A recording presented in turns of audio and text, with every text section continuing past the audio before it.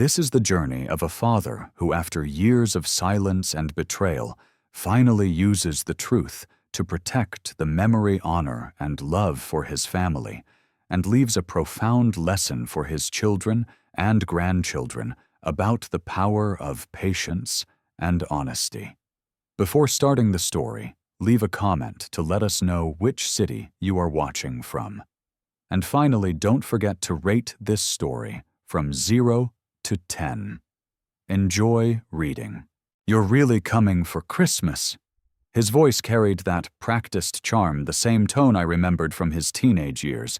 Slick rehearsed a layer of warmth, stretched thin over calculation. 20 years had passed without a word, and suddenly my son wanted me at his holiday table. I let the pause hang longer than comfort allowed.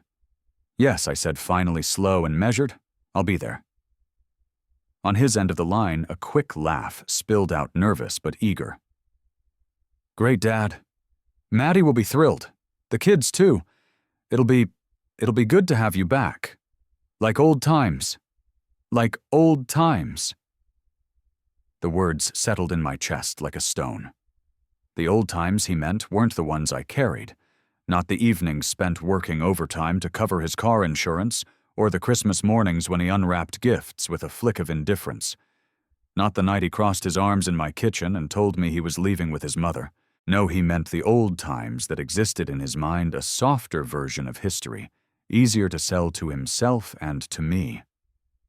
I pressed my lips into something that might have passed for a smile. He couldn't see it, but I knew he could hear the change in my voice.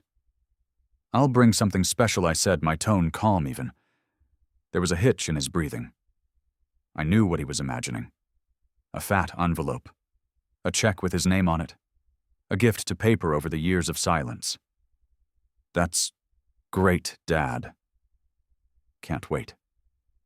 We hung up, and the silence of my house folded around me again. I stared at the phone in my hand, the old scratches across the screen, and thought of every December I had spent waiting for a call that never came. This one had come not because of regret or love or even guilt. It had come because I had money now. That was the real miracle of the season. I walked to the kitchen window and looked out at the snow gathering on the maple branches. Lincoln winters are sharp, honest things. They don't lie about what they are. They bite at your lungs, sting your fingers, and leave frost crawling across glass in crooked lines. I admired that about the cold. It didn't dress itself up. On the table beside me sat a manila folder, thick with months of work. Bank records, property filings, screenshots, notes, evidence, proof of what I already knew, that my son's life, no matter how polished on the surface, was built on credit cards and hollow promises. He thought he had invited me to a family dinner. What he had really done was invite me to draw the curtain back on the truth. I rested my hand on the folder. My fingers traced the sharp edges of the papers inside. This was my surprise. Not the kind wrapped with bows or tied up in ribbons. This was the kind of gift that ended illusions. Outside, the wind rattled the branches, knocking loose a spray of snow that drifted down like ash. The world was quiet, but it wasn't empty. It was waiting just as I was. Christmas would come soon enough.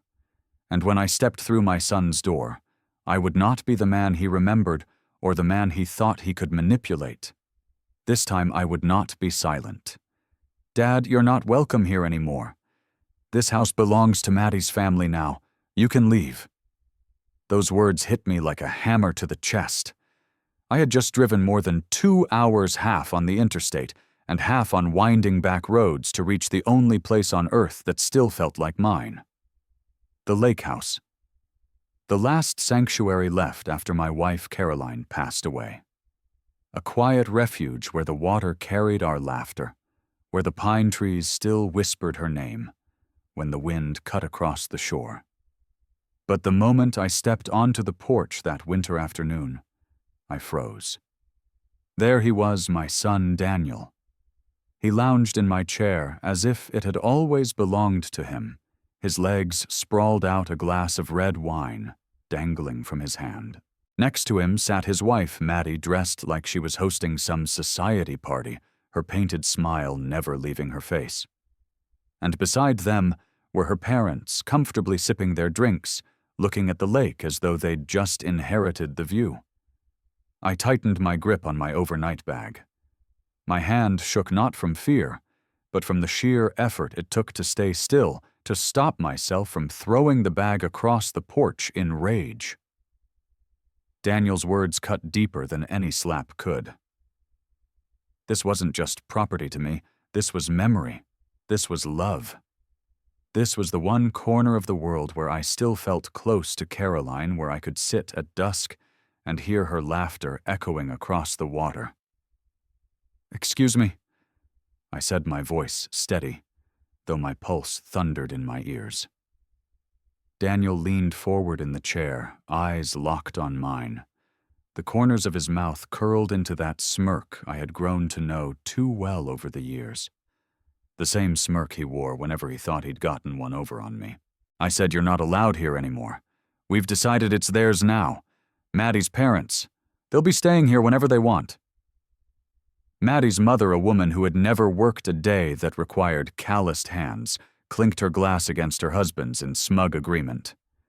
Neither of them looked at me, and maybe that was worse than Daniel's words. At least Daniel acknowledged me. They treated me like I was a shadow blocking their view of the water. I forced a smile. Slow, measured. The kind people mistake for surrender. But inside, something began to twist tight, deliberate, and unrelenting. I had walked into this moment expecting peace, and instead I found trespassers draped in entitlement. The late afternoon sun stretched across the frozen water, glowing gold like molten glass. I remembered how Caroline and I would sit on that porch, wrapped in a quilt, watching the ripples carry the last light of day away. She used to rest her head on my shoulder, whispering dreams about grandkids playing in the yard bonfires at dusk, laughter spilling from the porch. Dreams. All of them. And now my only son had turned those dreams into this grotesque parody of family parading in-laws across the boards of my sanctuary. Daniel stood then slowly, like he wanted the moment to sting. He placed his wineglass on the railing, never breaking eye contact. "Don't make this harder than it has to be, Dad. You've got other places to go." "This one. Well, this one's ours now." I swallowed back a dozen words that wanted to erupt like fire. My mind screamed, "No, Daniel. This was never yours to give. This house was built on sacrifice. On the nights I worked 2 jobs so you could have sneakers like the other kids. On the mornings Caroline packed lunches while I shoveled snow so you wouldn't slip on the walk. On her laughter, on my love. This house was made with calloused hands and tired backs, and a marriage that survived winters colder than this one. But I didn't say any of that. Not yet. Instead, I let the silence settle. Let the weight of my stare carry the truth I wasn't ready to voice. My fingers tightened around the handle of my bag until the veins in my wrist bulged. Daniel didn't flinch. He thought he had won. He thought the words, "It's theirs now," were final. He had no idea that in that very instant I decided he would never forget this day. The wind shifted, rattling the bare branches overhead, and I caught a faint whiff of smoke from the chimney. They had built a fire inside, warming themselves in a house that wasn't theirs, filling it with voices that didn't belong. I stepped forward one slow foot onto the porch, my boots crunching against the frosted boards. Maddie looked away as though embarrassed. Her parents sipped again, pretending they didn't hear the echo of betrayal ringing between father and son. "Daniel," I said finally, my tone, "even you might want to be careful what you claim in front of me." His eyes flickered for just a second. Uncertainty, maybe. Or maybe just annoyance that I hadn't stormed off like he expected. I let the silence hang, savoring its weight. Because in that moment, in that quiet, golden dusk, I made a promise to myself I would not leave defeated. They could pretend to own the lake house. They could fill it with their noise and their smug glances. But in the end, truth has a way of carving through lies, like the lake cuts through ice in spring. And I was done being silent. The sun dipped lower, and the last light bled across the water in streaks of crimson and gold. A scene of beauty, yes, but beneath it was the simmering burn of betrayal. My jaw tightened. My chest rose and fell, slowly controlled. I stepped inside. My bag brushed against the doorframe. The warmth of the fire met me, but it felt cold, hollow, stolen. The laughter of strangers where Caroline's voice used to be. Daniel turned to watch me, half expecting me to explode. I didn't. Not yet. Fine. I said, my voice, calm, steady, each syllable deliberate. Let's see how this plays out. And with that, I crossed the threshold into my own house, ready for the storm I had already decided to unleash. The warmth of the fire didn't comfort me. It only mocked me. The crackle of wood in the hearth was supposed to sound like home-like peace.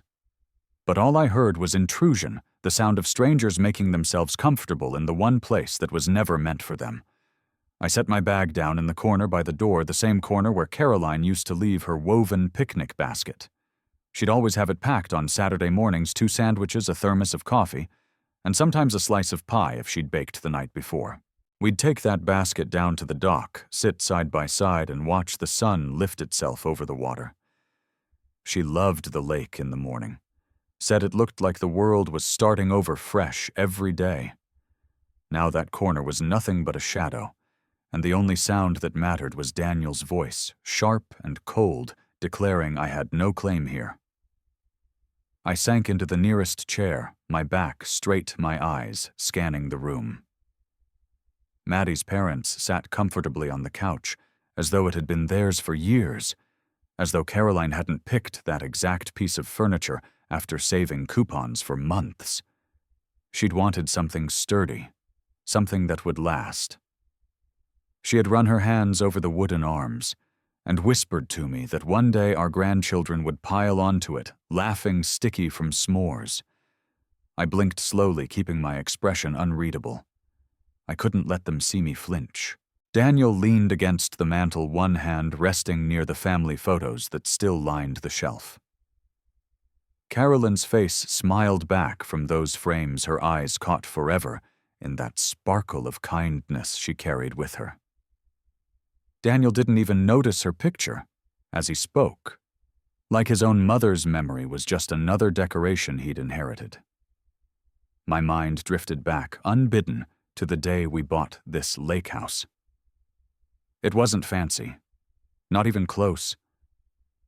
The paint was peeling, the dock sagged, and the roof leaked when it rained hard. But Caroline saw potential. She squeezed my hand and whispered, "This is where we'll grow old. This is where we'll build memories that last longer than we do." So I worked double shifts, hammered nails, patched shingles, repainted every wall with my own hands. Caroline stitched curtains from fabric she found on clearance, laughing when the patterns didn't quite match. And little Daniel, just a boy, then ran barefoot through the yard, chasing dragonflies, while Caroline clapped her hands in delight. That house wasn't just wood and stone. It was sacrifice, sweat, and the fragile joy of a family building something together. Now, standing here years later, Daniel had the audacity to tell me it wasn't mine.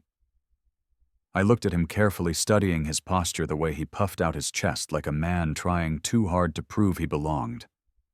He had Caroline's eyes, but none of her heart.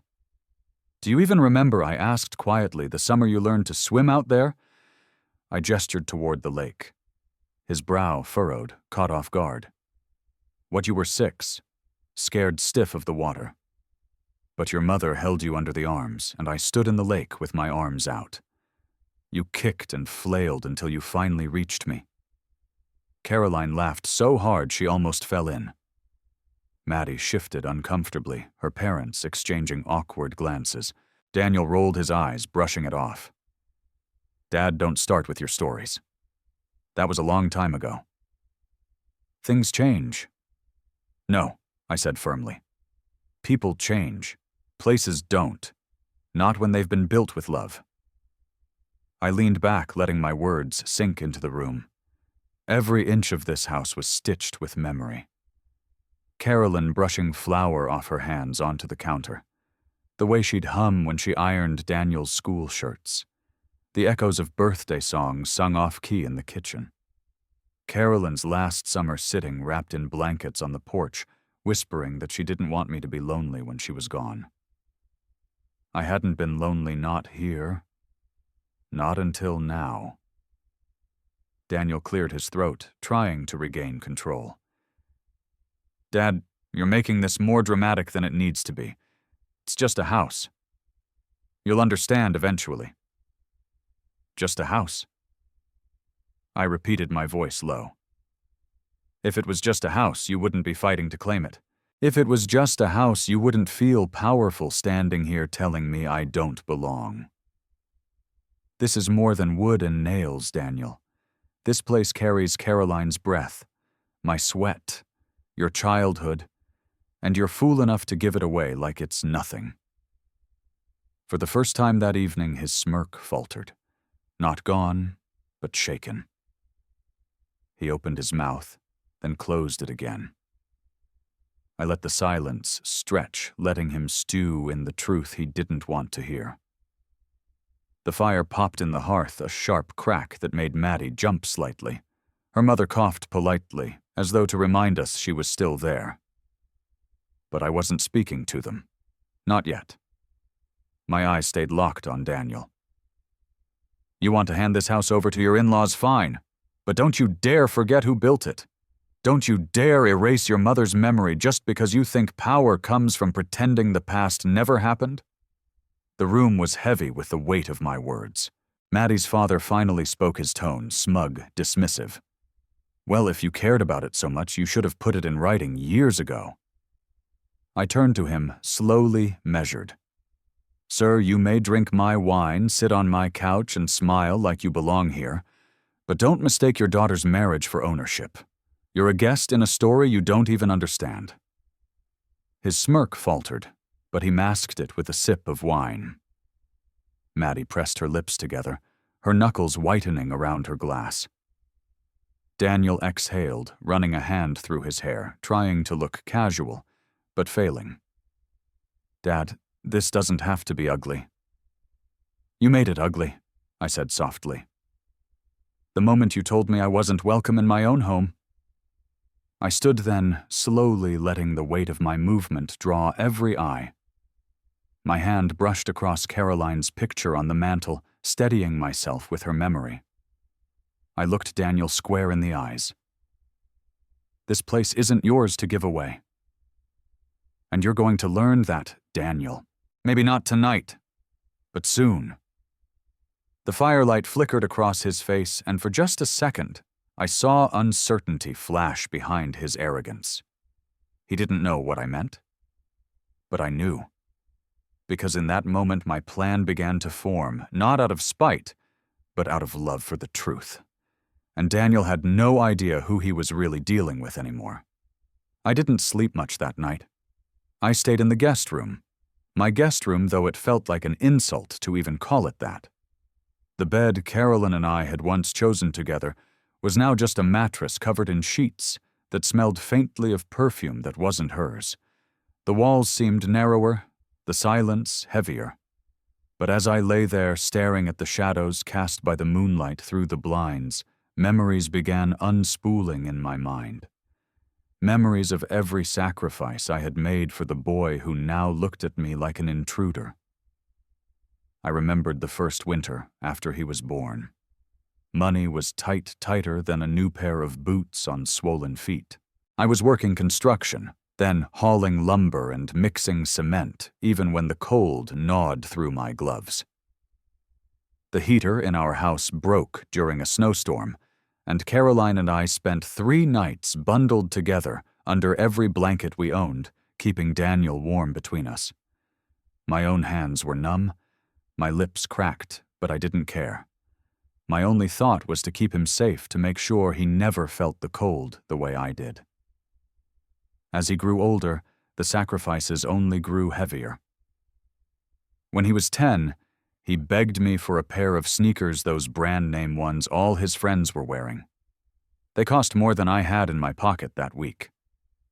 But I couldn't stand the idea of him feeling less than the other kids.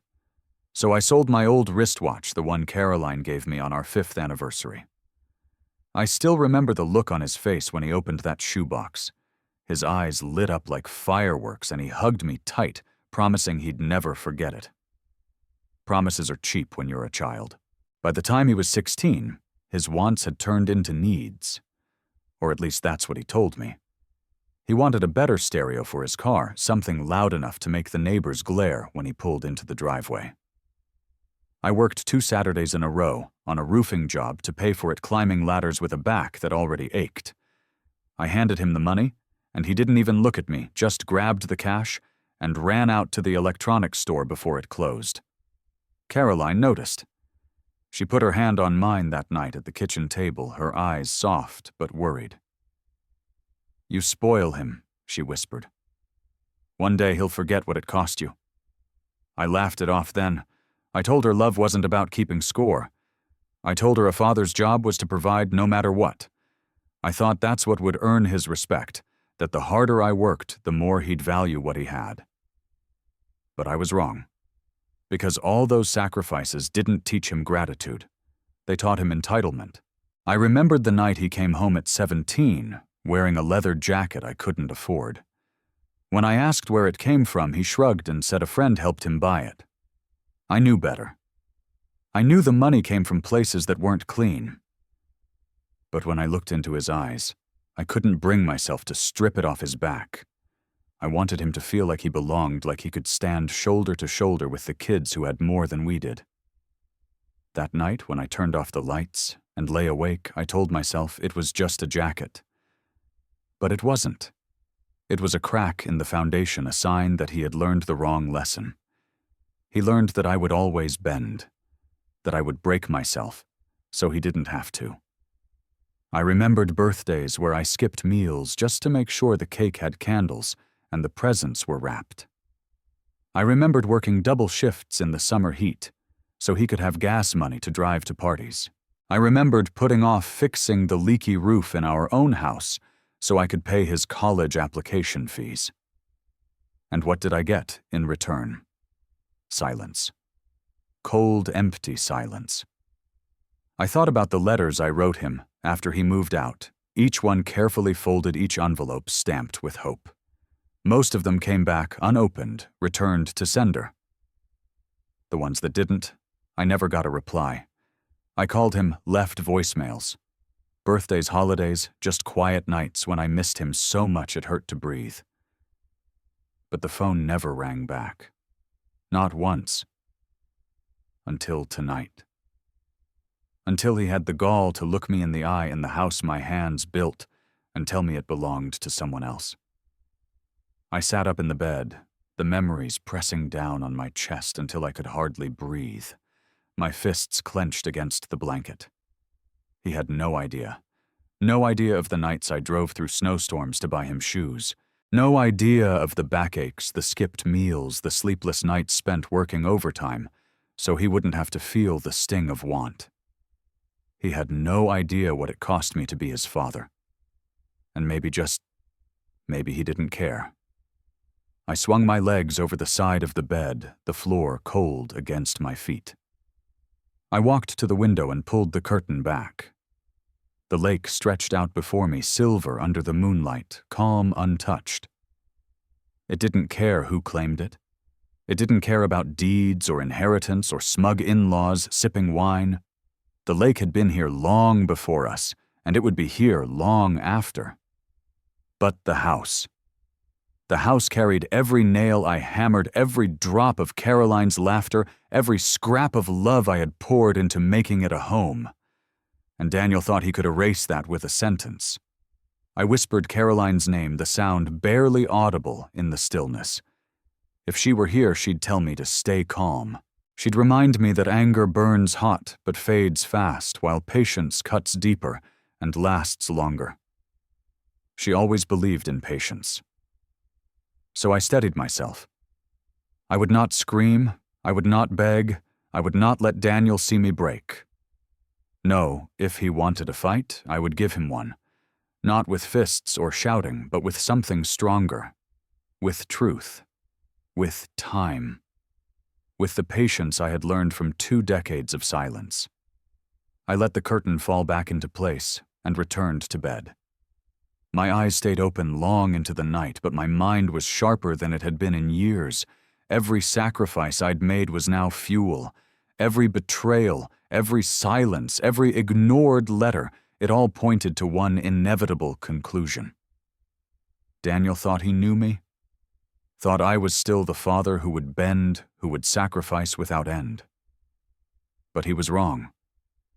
Because tonight in this house, I realized something I should have known all along. I wasn't the weak one. I was the builder, and I was about to remind him exactly what that meant. The next morning I woke early.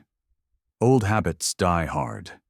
The rest of the house was still wrapped in silence, the kind that only comes before people wake to their own masks and performances. I brewed myself a cup of coffee in the kitchen, the same kitchen Caroline used to fill with the smell of cinnamon rolls on Sundays. I leaned against the counter, sipping slowly, staring out the window at the frost clinging to the pine branches. And my mind carried me back to the breaking point. The moment when Daniel stopped being my son in practice, even if the blood between us still tied us together. It was winter, always winter, in my memory. The kind of cold that made your breath feel like glass cutting through your lungs. Daniel was 18 then, still under my roof, though it felt like he had already moved into another world entirely. He spent less and less time at home. When he did, his phone was glued to his hand, his laughter reserved for voices on the other end of the line, instead of for me or Caroline. Caroline had grown quieter, too. She still smiled, still hummed while folding laundry, but I could see it in her eyes, the worry, the way her gaze followed Daniel like she was already losing him. The night it all snapped, I had just come in from shoveling snow off the walkway.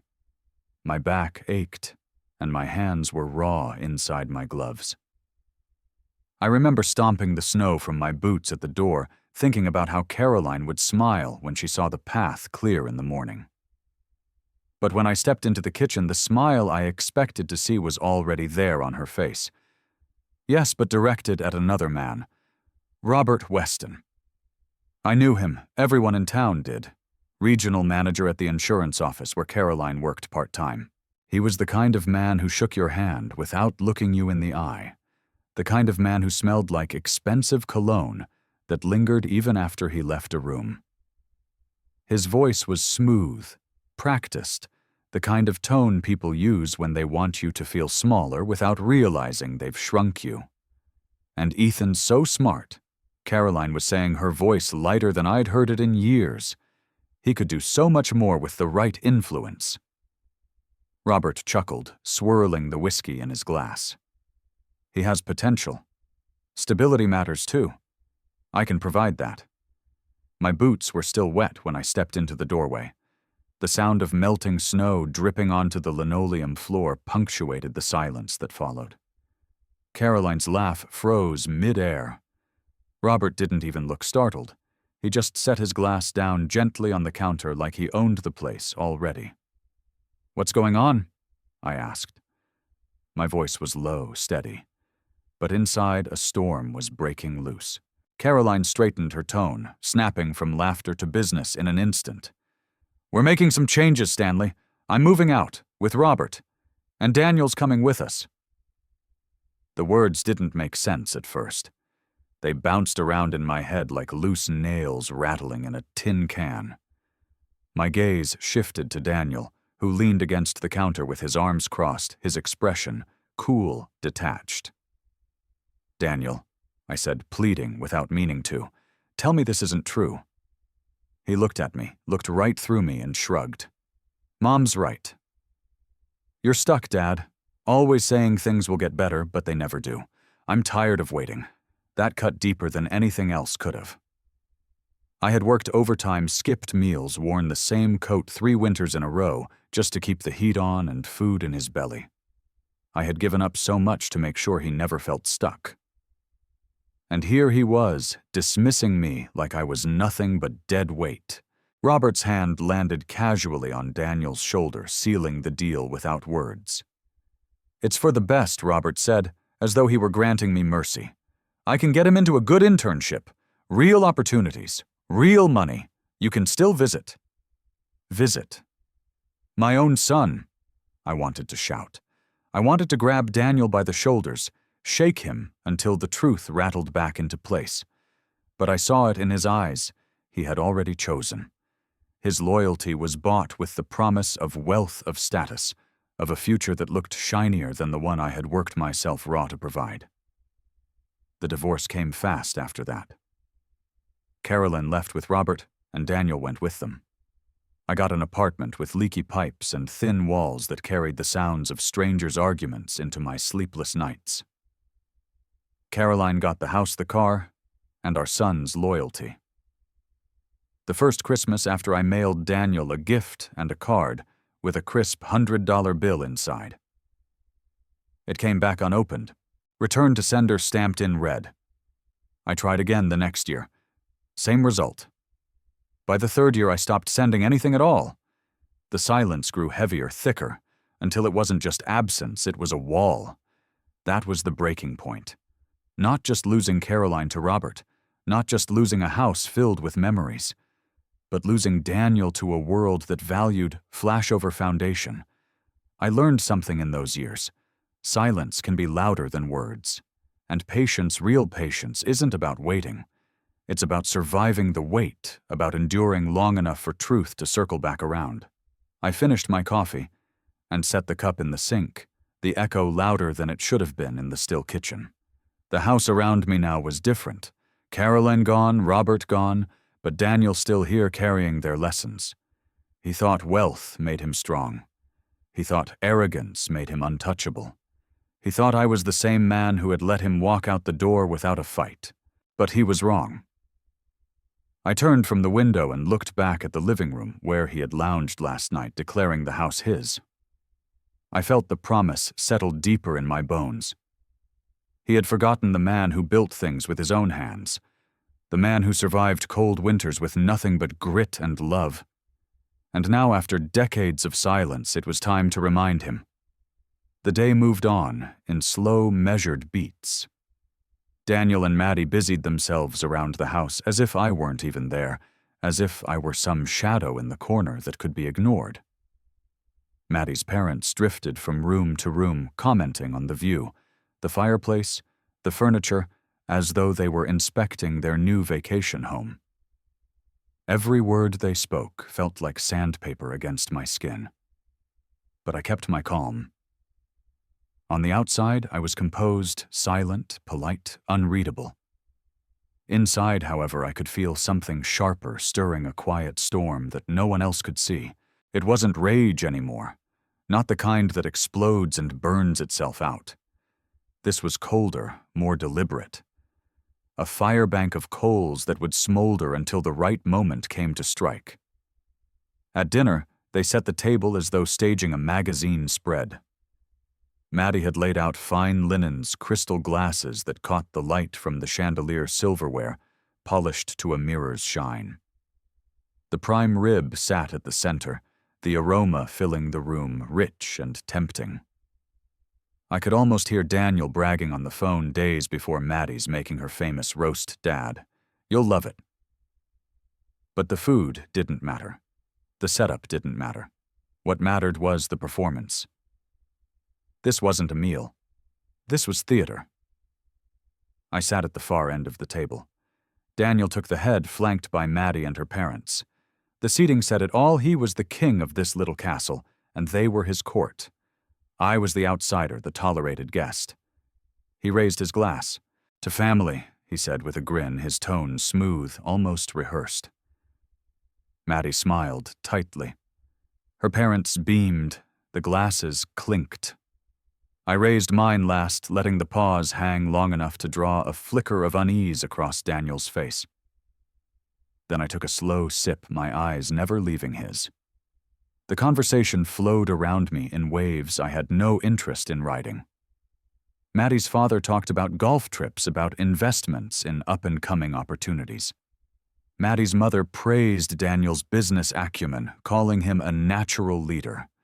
Daniel steered the topics, as always, toward money. The promise of growth of investments, of ventures on the verge of success. And every time he spoke, his eyes slid toward me, just briefly gauging my reaction. I gave him nothing.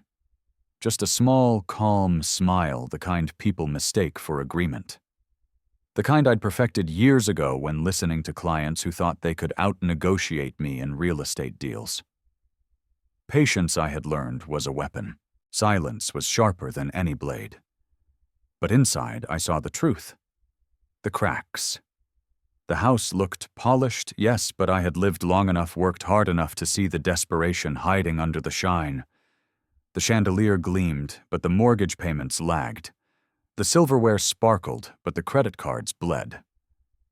Daniel's words were loud, but his eyes betrayed calculation, the look of a man who wanted something he couldn't quite say out loud. Finally, between bites of prime rib, he leaned back in his chair, wiping his mouth with his napkin, and looked straight at me. "Dad, after dinner I want to show you something. A big project I've been working on. I think you'll like it. Great returns, minimal risk."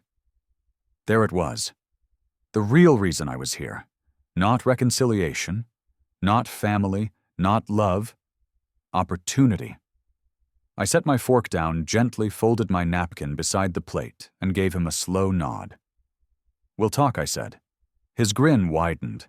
Maddie's parents exchanged satisfied glances.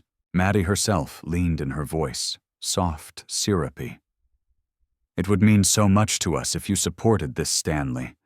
You've done so well lately, and Daniel has such vision. Together you could make something incredible." I let her words hang in the air before I answered. Then I smiled, calm and unreadable. "I did bring something for you." The table stilled. Maddie's parents straightened. Daniel's eyes sparked with excitement. "You did?" he asked, unable to mask the eagerness in his tone. "Yes," I said, my voice measured, steady. "Something special." Their anticipation was almost laughable. They thought they knew. They thought I had brought them exactly what they wanted, a check, a promise of inheritance, a door to more wealth. Their smiles widened, masks stretched tight over greed. But I knew better, because what I had brought wasn't money. It wasn't a gift of wealth or approval. It was truth. And the beauty of truth is that it doesn't need a bow or a ribbon. It simply waits patient as winter until the moment comes when it can no longer be denied. Daniel leaned forward, elbows on the table, his grin showing too many teeth. "Well, Dad, don't keep us waiting." I took another slow sip of my wine, savoring the tension, letting the silence do its work. Maddie's mother laughed nervously. Maddie herself shifted in her seat, her hand brushing Daniel's arm in a subtle reminder to stay composed. I set the glass down. "After dinner," I said softly. The fire crackled. The chandelier glimmered. And in that silence I could almost hear Caroline's voice in my ear, "Patience, Stanley. Patience." I smiled again, slow, deliberate, dangerous. And Daniel had no idea that in that very moment I had already decided. They would never forget this night. Not one of them. That night, long after the dishes had been cleared and the performance of a happy family dinner had ended, I sat alone in the guest room again. The walls felt closer, the air heavier, but it wasn't the room pressing in on me. It was memory. All the years I had spent trying, all the years I had carried hope, like a stone in my pocket, heavy, but impossible to throw away. I thought back to the first Christmas after Caroline left. Daniel was 18, already wrapped up in Robert's world of promises and polished lies. I had spent days working overtime scraping together enough money to buy him something I thought he'd appreciate, a leather-bound journal, because Caroline had always said he had a mind for ideas, and a crisp $100 bill tucked inside, because I knew at that age money spoke louder than sentiment. I mailed it to his new address. I pictured him opening it, maybe rolling his eyes, but still pocketing the cash, maybe even writing a line or two in the journal, if Maddie or whoever was around back then encouraged him. I clung to that picture for weeks, but the package came back. Stamped in red ink, returned to sender. Unopened.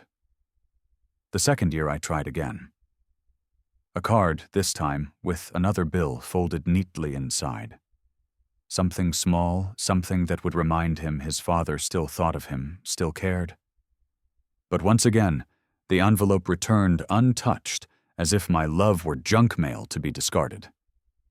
By the third year, I stopped sending anything. At least through the mail, but I never stopped writing. I filled drawers with letters, hundreds of them.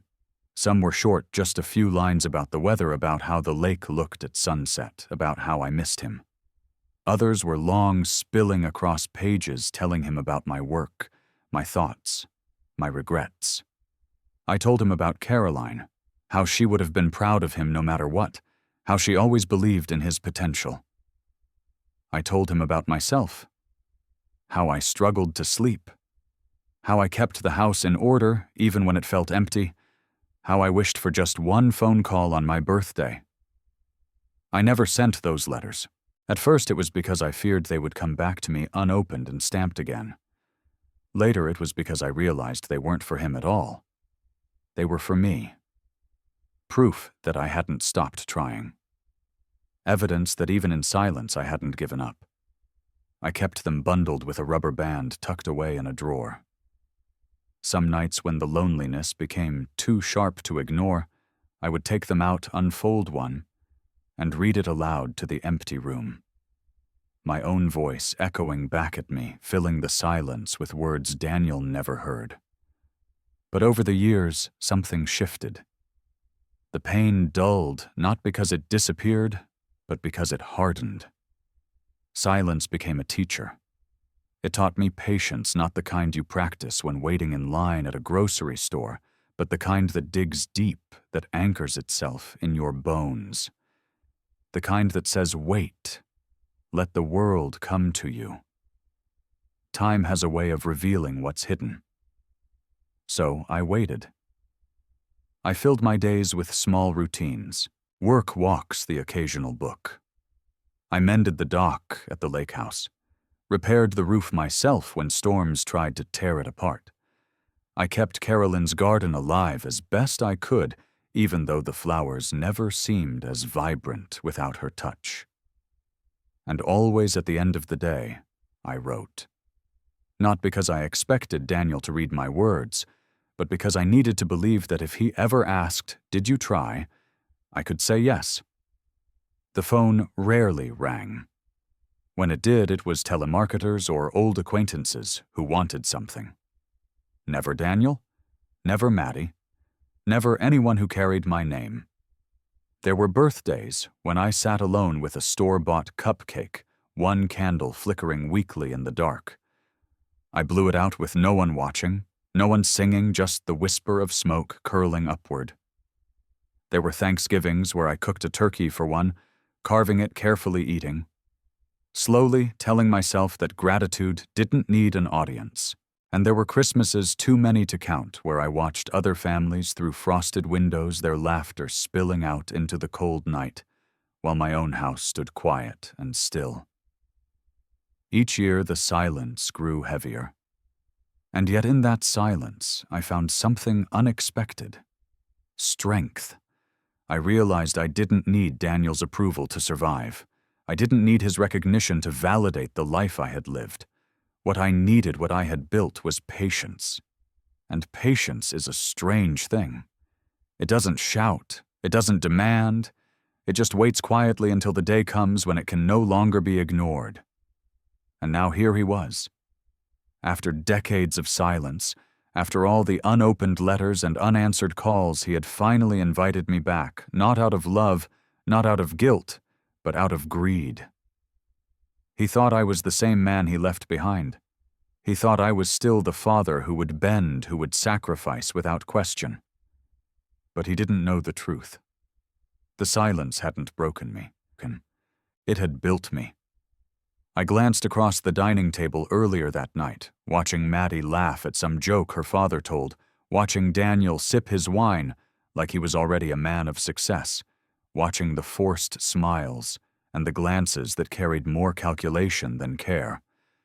And I realized something simple. Patience wasn't just survival. It was preparation. Because while they spent years rehearsing their masks, I had been sharpening mine. I had been waiting for this very moment. Now, sitting in that guest room, I felt the weight of every letter, every call, every quiet night of loneliness pressing into me, not as weakness, but as fuel. Daniel thought I was cornered. He thought he could erase me hand over Caroline's lake house to people who never earned it and walk away untouched. But he was wrong. Because patience had turned me into something he couldn't see coming. I stood and crossed the room, pulling my overnight bag closer. Inside, beneath the shirts and socks, was a folder. Neat, organized, deliberate. Documents I had been gathering for months. Bank statements, property records, tax notices, all pieces of a puzzle Daniel didn't even know he was part of. I rested my hand on the folder, feeling the edges through the fabric. The time for silence was ending. The time for truth was coming. And Daniel, my son, who once believed I would always bend, was about to learn what patience had made of me. The next evening, Daniel insisted I stay for dinner. He framed it as an act of generosity, as though he were doing me some kind of favor by letting me sit at the table in a house that had been mine before he ever knew how to write his own name. "Stay, Dad," he said with that wide, practiced smile. "It'll be good for all of us." Family time. Family time. Those words tasted bitter the second they left his mouth. 20 years of silence, and now he wanted to talk about family. The irony nearly made me laugh. But I didn't. I nodded instead, keeping my face unreadable, my voice even. "Of course," I said. Family time. The table was already set when I walked in. Maddie had been busy all afternoon staging the dining room like a showroom. Every plate was perfectly centered on linen placemats. Napkins folded into sharp triangles. Crystal glasses gleaming in the chandelier's glow. 12 place settings, though there were only 8 of us in the house. Overcompensation disguised as abundance. The smell of roasted prime rib drifted in from the kitchen, thick and heavy, designed to impress. I could picture the phone call already, Daniel bragging Maddie's famous prime rib dad. "You'll love it." But to me, none of it smelled like home. It smelled like performance. I took my seat at the far end of the table. Daniel, of course, sat at the head, Maddie at his side, her parents beside them. Their posture screamed ownership, as if they were the rightful heirs of something they had simply been handed. Maddie flashed me a sweet smile, her eyes gleaming with something sharper than kindness. "I'm so glad you stayed, Stanley. It means a lot to Daniel." I returned the smile just enough to be polite, but my eyes lingered on her too long, letting her see that I wasn't fooled. She shifted slightly in her chair, a small flicker of discomfort that told me I'd struck the right chord. Dinner began. Maddie carried in the roast herself, placing it before Daniel with a flourish. He carved it with exaggerated precision, handing out portions as though he were a benevolent king, distributing favors to his court. "To family," he said, raising his glass again. The clinking of crystal echoed like false applause. I raised my glass, last my movements deliberate. "To family," I echoed softly. But my tone wasn't celebration. It was a statement heavy with weight only I seemed to notice. Conversation flowed around me in waves of shallow laughter and self-satisfaction. Maddie's father recounted his golf scores, slipping in mentions of business connections like polished ornaments on a tree. Her mother praised Daniel's drive, calling him the kind of man who could lead others. Maddie leaned in, adding her own soft affirmations, her hand brushing Daniel's arm every so often, the gesture of a woman who knew how to keep the illusion polished. And Daniel, he basked in it. He spoke of projects, of investments, of opportunities just waiting for the right backer. His words were smooth, confident, but I knew the tone. I'd heard it before from Robert Weston, the man who stole Caroline's heart and my family in one swift move. It was the voice of a salesman dressing up desperation as vision. Every so often, Daniel's eyes flicked to me, measuring testing. He wanted to know if I'd bite, if I'd lean forward with interest, if I'd ask the questions he hoped I would. I didn't. I sat back listening, sipping my wine. Slowly, my face an unreadable mask. Inside, I was cataloging every detail, the way Maddie's mother's laughter sounded, rehearsed, the way Maddie's father gripped his glass a little too tightly when Daniel mentioned returns, the way Daniel's own voice caught for a fraction of a second whenever the word capital passed his lips. They thought they were putting on a show of prosperity. But to me, the cracks were everywhere. Too much polish, too much effort, too much emphasis on appearances. It was the kind of shine that only exists to cover rot. And I'd been in this world long enough to know rot when I smelled it.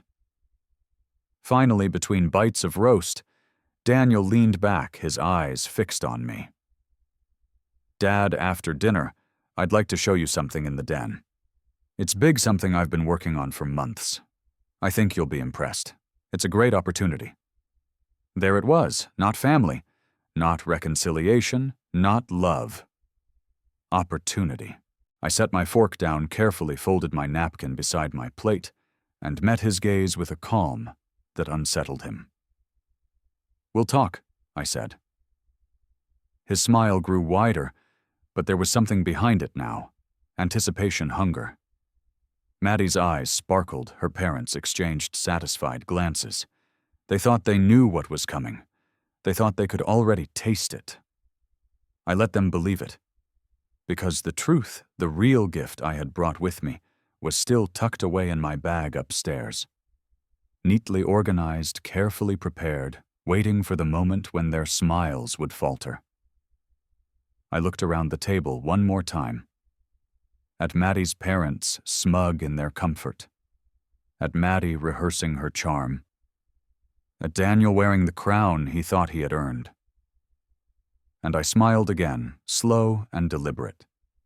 They thought tonight was about family. But I knew the truth.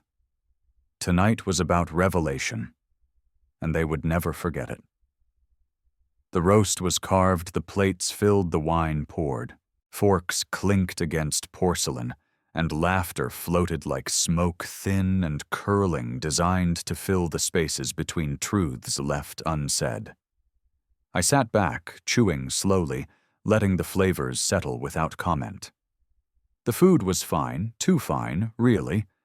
Carefully seasoned, meticulously plated, just like everything else about this performance. But food doesn't taste the same when it's served with arrogance.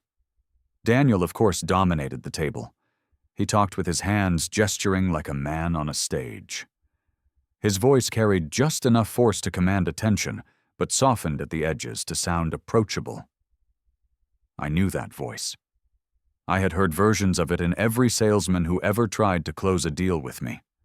Confident, polished, and hiding desperation beneath the polish. So Daniel began setting down his glass with a theatrical pause. "I've been working on something incredible. Not just a side hustle, this is a full-scale venture. Real estate development, high returns, low risk.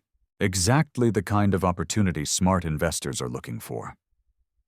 Maddie's parents leaned in their interest, obvious though they masked it with polite smiles. Maddie's father cleared his throat, his tone carefully neutral. And you're leading this? Of course, Daniel replied quickly. I've put together a team. Bright minds hungry for success. But as with any venture capital is the key. The right seed money and this thing takes off. Maddie touched his arm, her smile radiant. Daniel has such vision. He's been working late nights sketching plans, building connections. All he needs is a partner who believes in him. Her eyes flicked toward me just long enough to make her meaning clear. I sipped my wine unhurried. And what exactly does this venture require? I asked, my tone calm measured. Daniel grinned as though I had just played my part perfectly. Not much in the grand scheme. 100,000 to start, maybe 150 if we want to move fast. Chump change really, considering the return potential. We're talking triple, even quadruple within 2 years. And with your experience, Dad, I know you'd appreciate how solid this is. 100,000. He said it like he was asking me to pass the salt. I watched him carefully, every twitch of his mouth, every flicker in his eyes. He believed his own pitch, or at least he wanted to. But behind the bravado there was something else, urgency. The kind of urgency that comes when bills are piling up faster than you can hide them. Maddie's mother chimed in, her tone syrupy. It really would be a blessing if you supported this, Stanley. You've been so fortunate in your life, and Daniel... Well, Daniel's ready to step into his own legacy. Legacy! That word landed like a stone in the pit of my stomach. Caroline used to use that word too, but when she said it, she meant something entirely different. She meant honesty, hard work, a family that stood together even when the storms came. Not this. Not money dressed up as destiny. I set my glass down gently. And what if I don't? I asked. The table stilled. Maddie's father shifted in his chair, his hand tightening around his fork.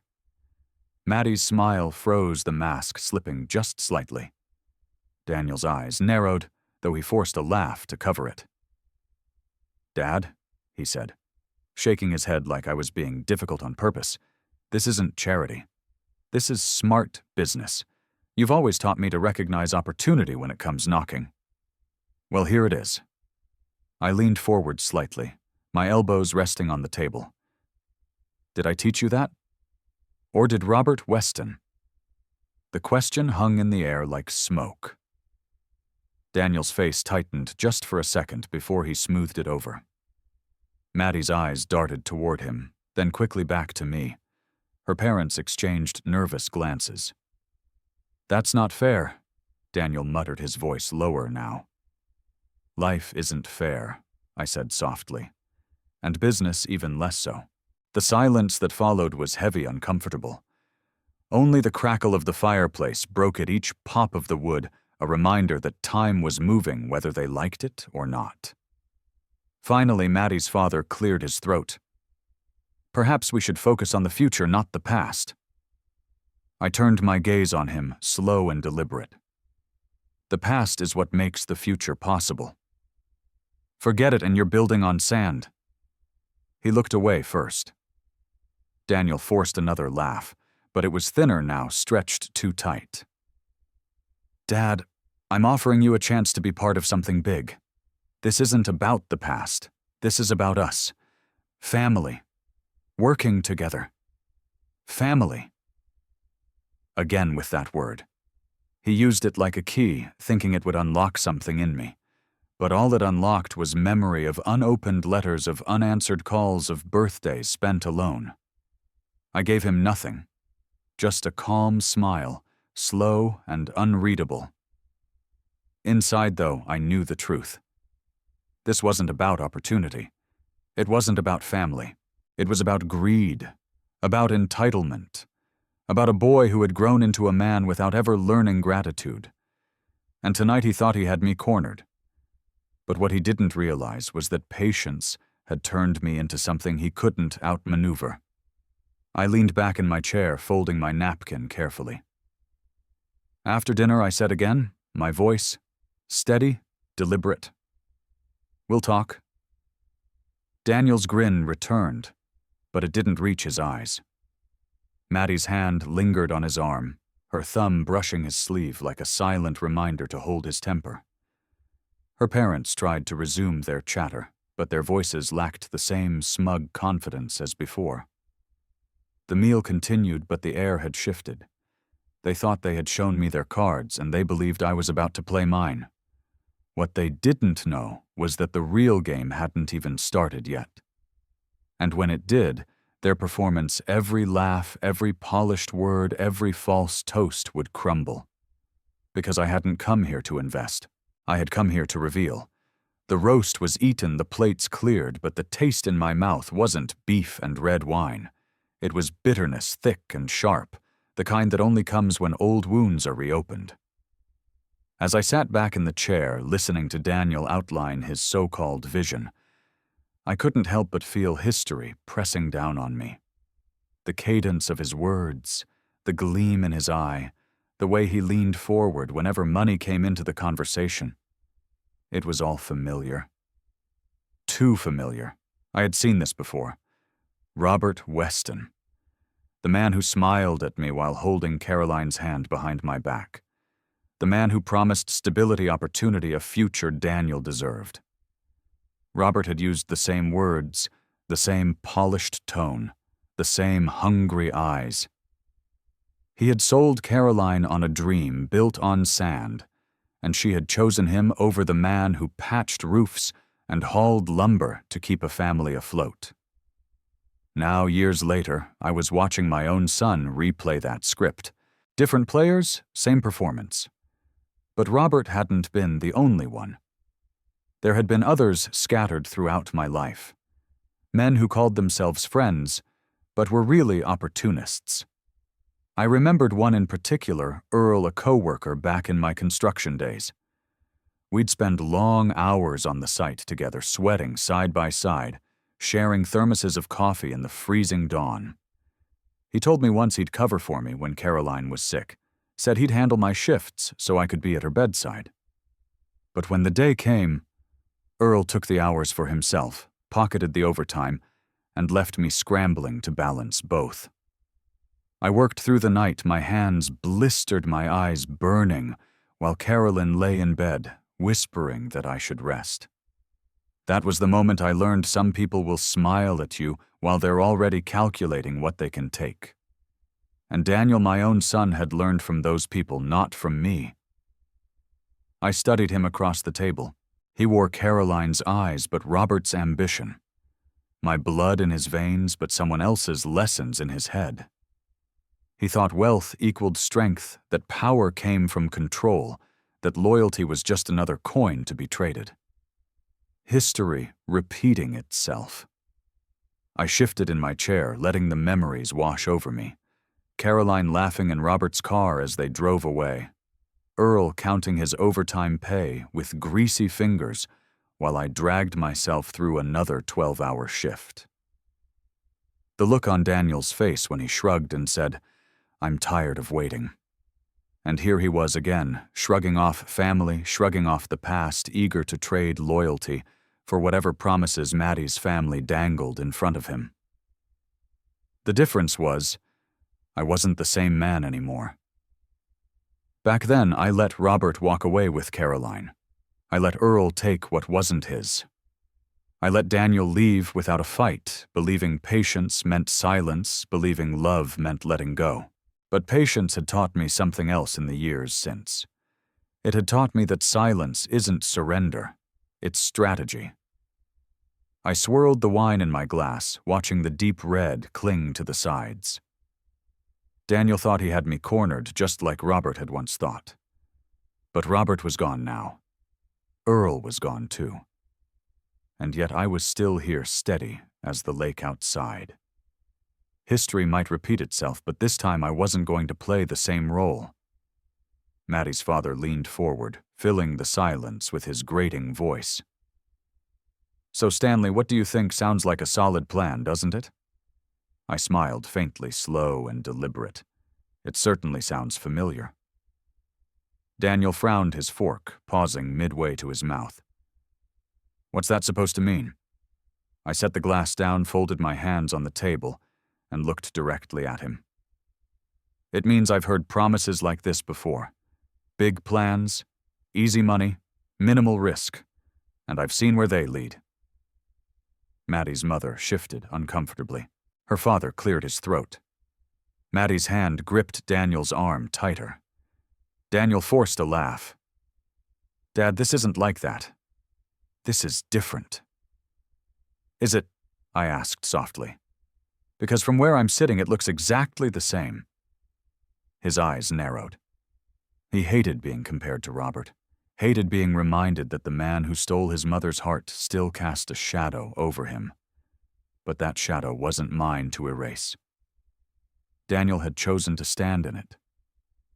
The table fell quiet, each person waiting for me to say more. But I didn't. I let the silence sit heavy, pressing down on them, making them squirm. Because sometimes silence says more than words ever could. Finally, Daniel slammed his fork down the clatter, echoing. I'm not Robert, he snapped. No, I agreed calmly. You're not. But you're walking his path. And if you're not careful, you'll end where he did alone, remembered not for what you built, but for what you destroyed. The words landed like stones. Maddie's face tightened. Her parents stared at their plates. Daniel glared at me, his jaw tight, but he didn't speak. I leaned back, folding my napkin neatly beside my plate. I've lived long enough to know when history is repeating itself. And I won't sit quietly and let it happen again. The fire crackled in the hearth, the only sound in the room. I could almost hear Carolyn's voice in the silence, her warning from years ago. You spoil him. One day he'll forget what it cost you. She had been right. But what Daniel didn't know, what none of them knew, was that patience had turned me into something Robert never saw coming, something Earl never understood, something Daniel was about to learn the hard way. This time history might be repeating. But this time the ending would be different. The tension at the table was so thick I could almost see it hanging in the air, like smoke from a dying fire. Daniel's jaw worked back and forth, his fork still resting where he had slammed it down. Maddie's hand hovered just above his arm, now no longer a gesture of affection, but one of quiet warning. Not now. Not like this. I let the silence breathe. It's a strange thing, silence. Most people can't stand it. They rush to fill it with words, laughter, noise, anything to escape the weight of stillness. But I've learned to master silence. I let it sit heavy, pressing down until the cracks start to show. Finally, Daniel broke. So what's your point? Dad?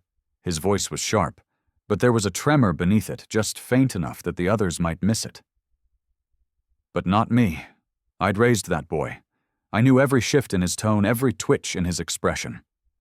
I leaned back in my chair, folding my hands calmly in my lap. My point, I said softly, is that I didn't come here to be impressed. I didn't come here to be convinced or manipulated or sold a dream wrapped in glossy words.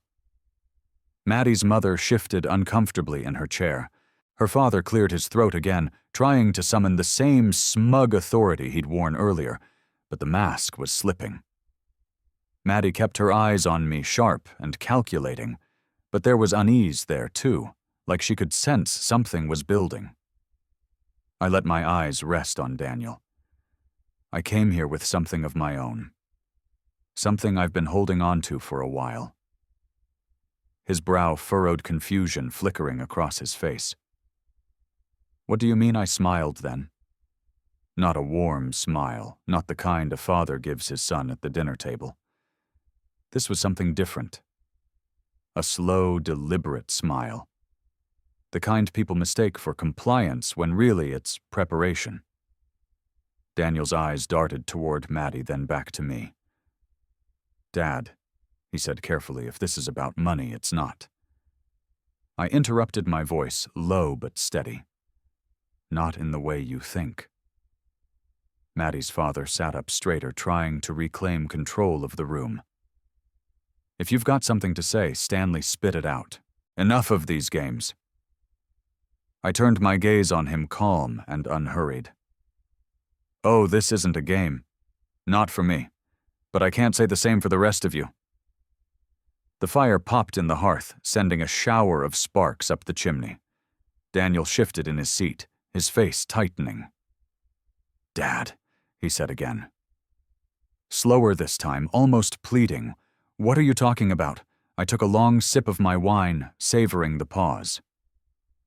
When I set the glass down, the crystal made a soft clink against the wood of the table. And then I said it. I brought a surprise. The room froze. Maddie's eyes widened slightly. Her mother tilted her head, curiosity and caution mixing on her face. Her father narrowed his eyes. Daniel's hand gripped the edge of the table so hard his knuckles whitened. "A surprise," Maddie repeated, her voice thin. I nodded. "Yes. Something I thought you should all see. Something that might change the way you look at this house, at me, at Daniel. At everything." Daniel laughed nervously, but it was too sharp, too forced. "Come on, Dad. You're being dramatic." "Am I?" I asked, tilting my head slightly.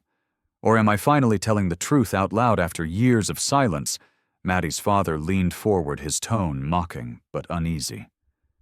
And what truth would that be? I let the question hang, then looked directly at Daniel. "You'll see. After dinner. In the den." The words dropped like stones into the silence. No one moved, no one spoke. They just sat there, the weight of my promise, sinking into the room. Daniel forced another laugh, but this one didn't even try to mask the tension. "You always did love theatrics, Dad." "No," I said softly. "What I love is clarity, and it's long overdue."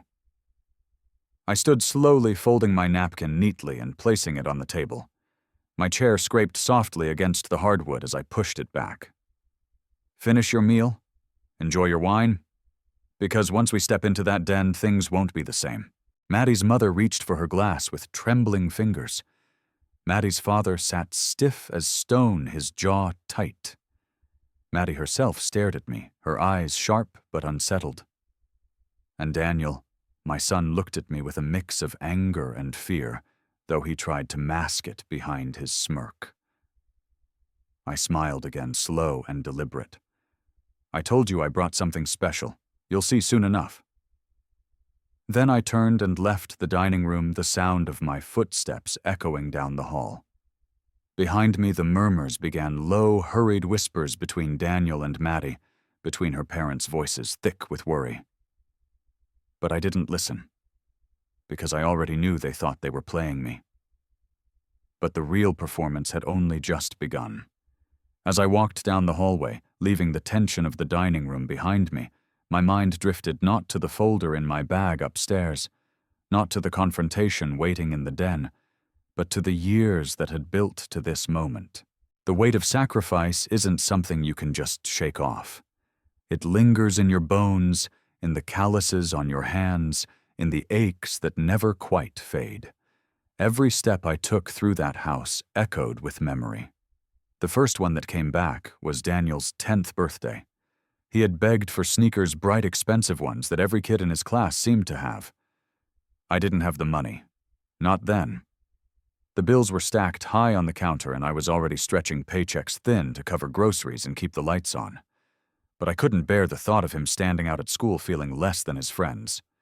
So I took my old wristwatch, the one Caroline had given me on our 5th anniversary, and sold it to a pawn shop in town. It wasn't worth much, not to them. Just a bit of cash, enough to cover those sneakers and a few groceries. But to me, that watch had been priceless. It had been a piece of her, of us. When Daniel opened the shoebox, his face lit up like fireworks. He hugged me tight, swearing he'd never forget what I'd done for him. But he did. He forgot the sacrifices. He forgot the nights I worked late and came home bone-tired, only to find him asleep with those shoes by his bed, a smile still on his face. I remembered another night years earlier when he was 6.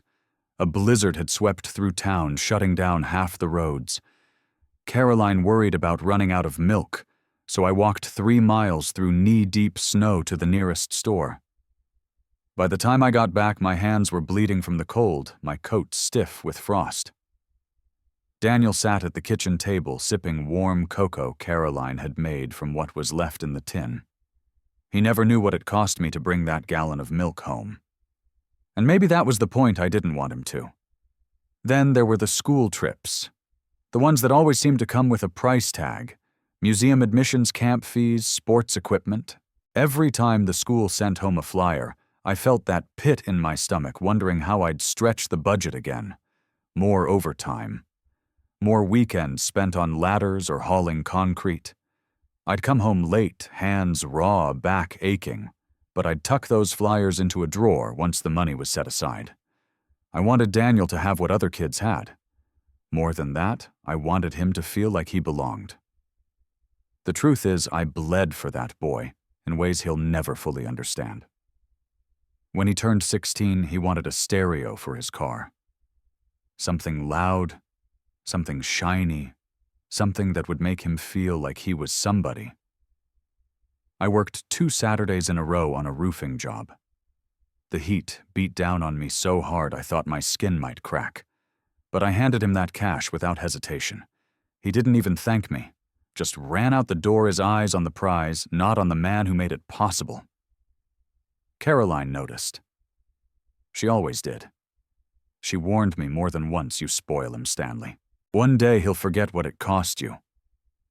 She wasn't wrong. But back then I believed that love meant sacrifice without expectation. I thought that if I just kept giving, if I just kept showing up, one day he'd see it. One day he'd appreciate it.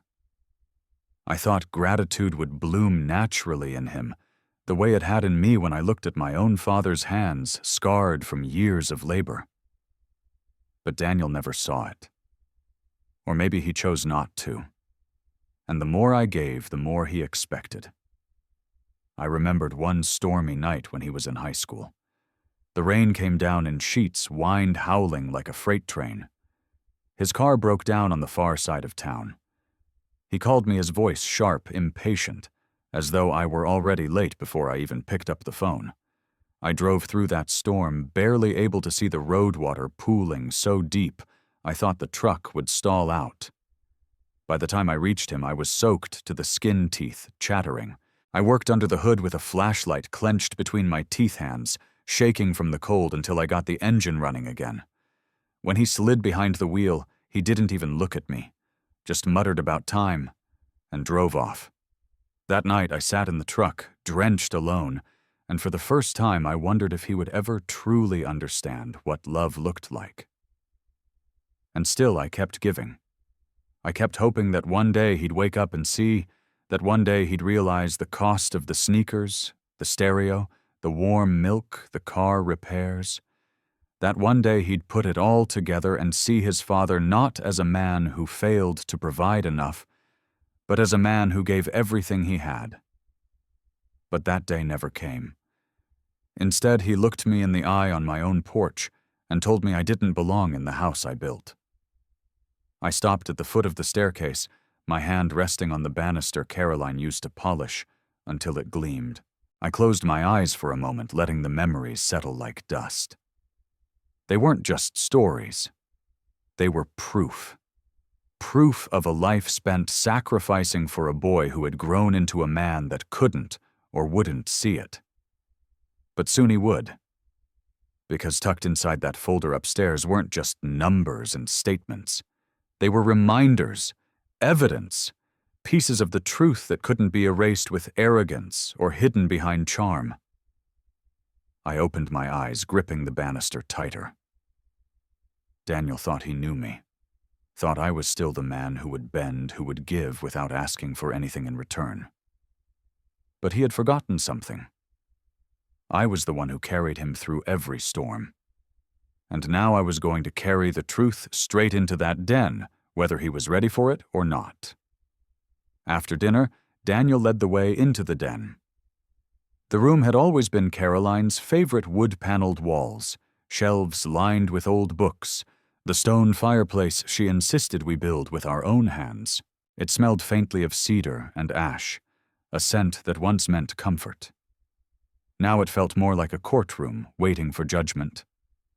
Daniel gestured for everyone to sit. Maddie's parents took the couch, Maddie perched delicately beside them, her hands folded neatly in her lap, like she was preparing for a church service. Daniel claimed the leather chair by the fire, leaning back with an air of control.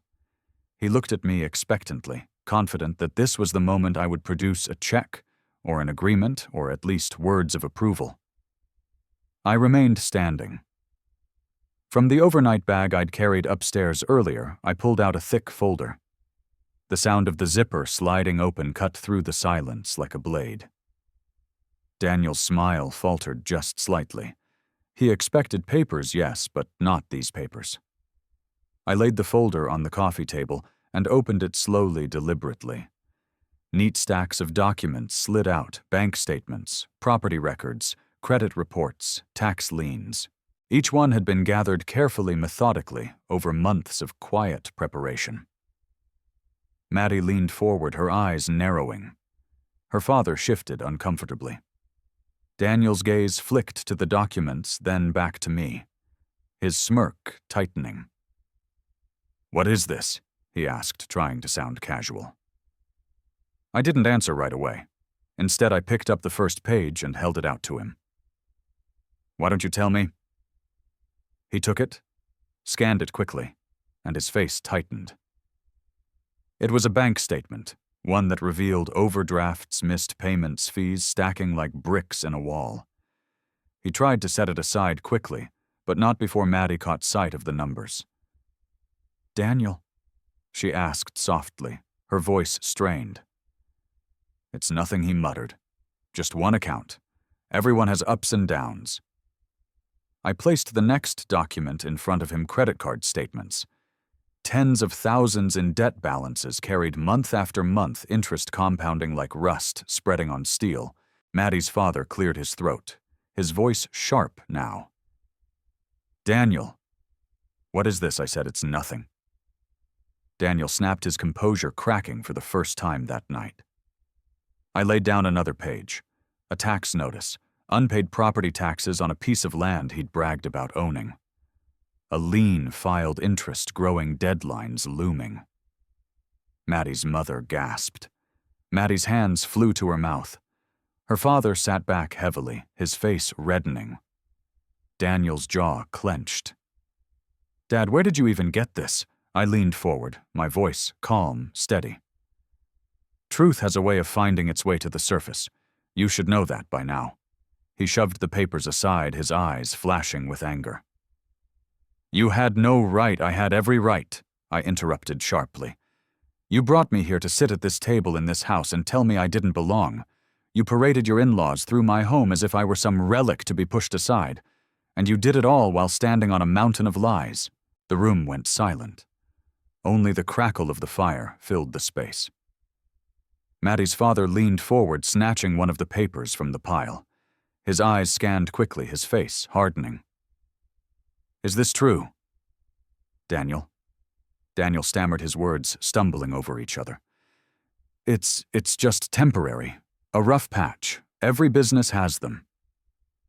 Maddie's mother shook her head slowly, her expression stunned. Maddie herself stared at him, her face pale, her voice trembling. "You told me everything was fine. You told me we were building something solid." Daniel slammed his hand on the arm of his chair. "It is solid. This is just part of the process. You wouldn't understand." I slid another page across the table. This one was different, an investment report showing a failed venture money funneled into a project that collapsed months ago. Losses that Daniel had never admitted covered up with more borrowed money. "This," I said quietly, "isn't part of the process. This is deception. This is greed. This is you walking the same path as Robert Weston and pretending it makes you a leader." The name hit him like a slap. His face reddened, his jaw tightening as he glared at me. "Don't you dare compare me to him. I don't have to," I said. "You've done that all by yourself." Maddie's father set the paper down slowly, his hands trembling with restrained anger. "You dragged us into this, Daniel. You told us you had control. You told us this house was—" He stopped, shooting me a glance before finishing. "You told us it was secure." Daniel's voice rose, desperate now. "It is secure.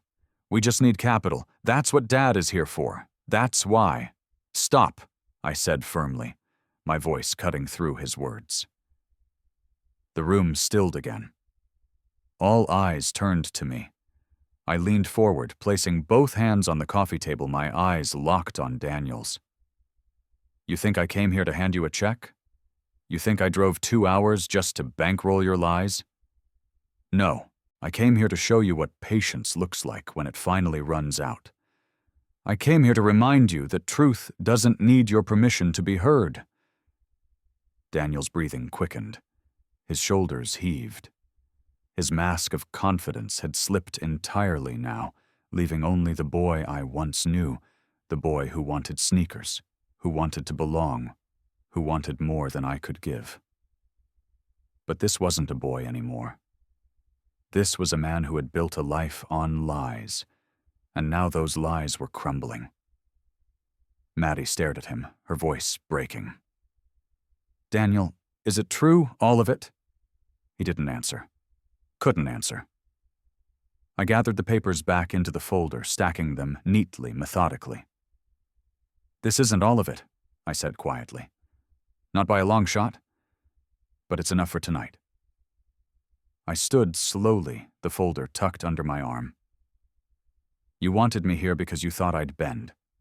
Because you thought I was still the man who would sacrifice everything without question. But I'm not that man anymore." Daniel looked up at me, his eyes wide, his voice trembling with fury and fear. "You're trying to ruin me." "No," I said. "I'm trying to save what little is left of you. The rest you've already ruined yourself." The fire cracked sharply as though punctuating my words. Maddie's parents sat in stunned silence, Maddie herself staring at Daniel like she no longer recognized the man beside her. And me, I stood tall, calm, steady. Because for the first time in years, I wasn't the one drowning in silence. For the first time in years, the truth was finally loud enough to be heard. The den, once so familiar, now felt like a battlefield. The folder sat on the coffee table between us, its neat stack of documents heavier than any weapon. No raised voices, no fists flying, just truth laid bare, cutting deeper than any blade. Daniel stared at the papers as though they might rearrange themselves if he glared hard enough.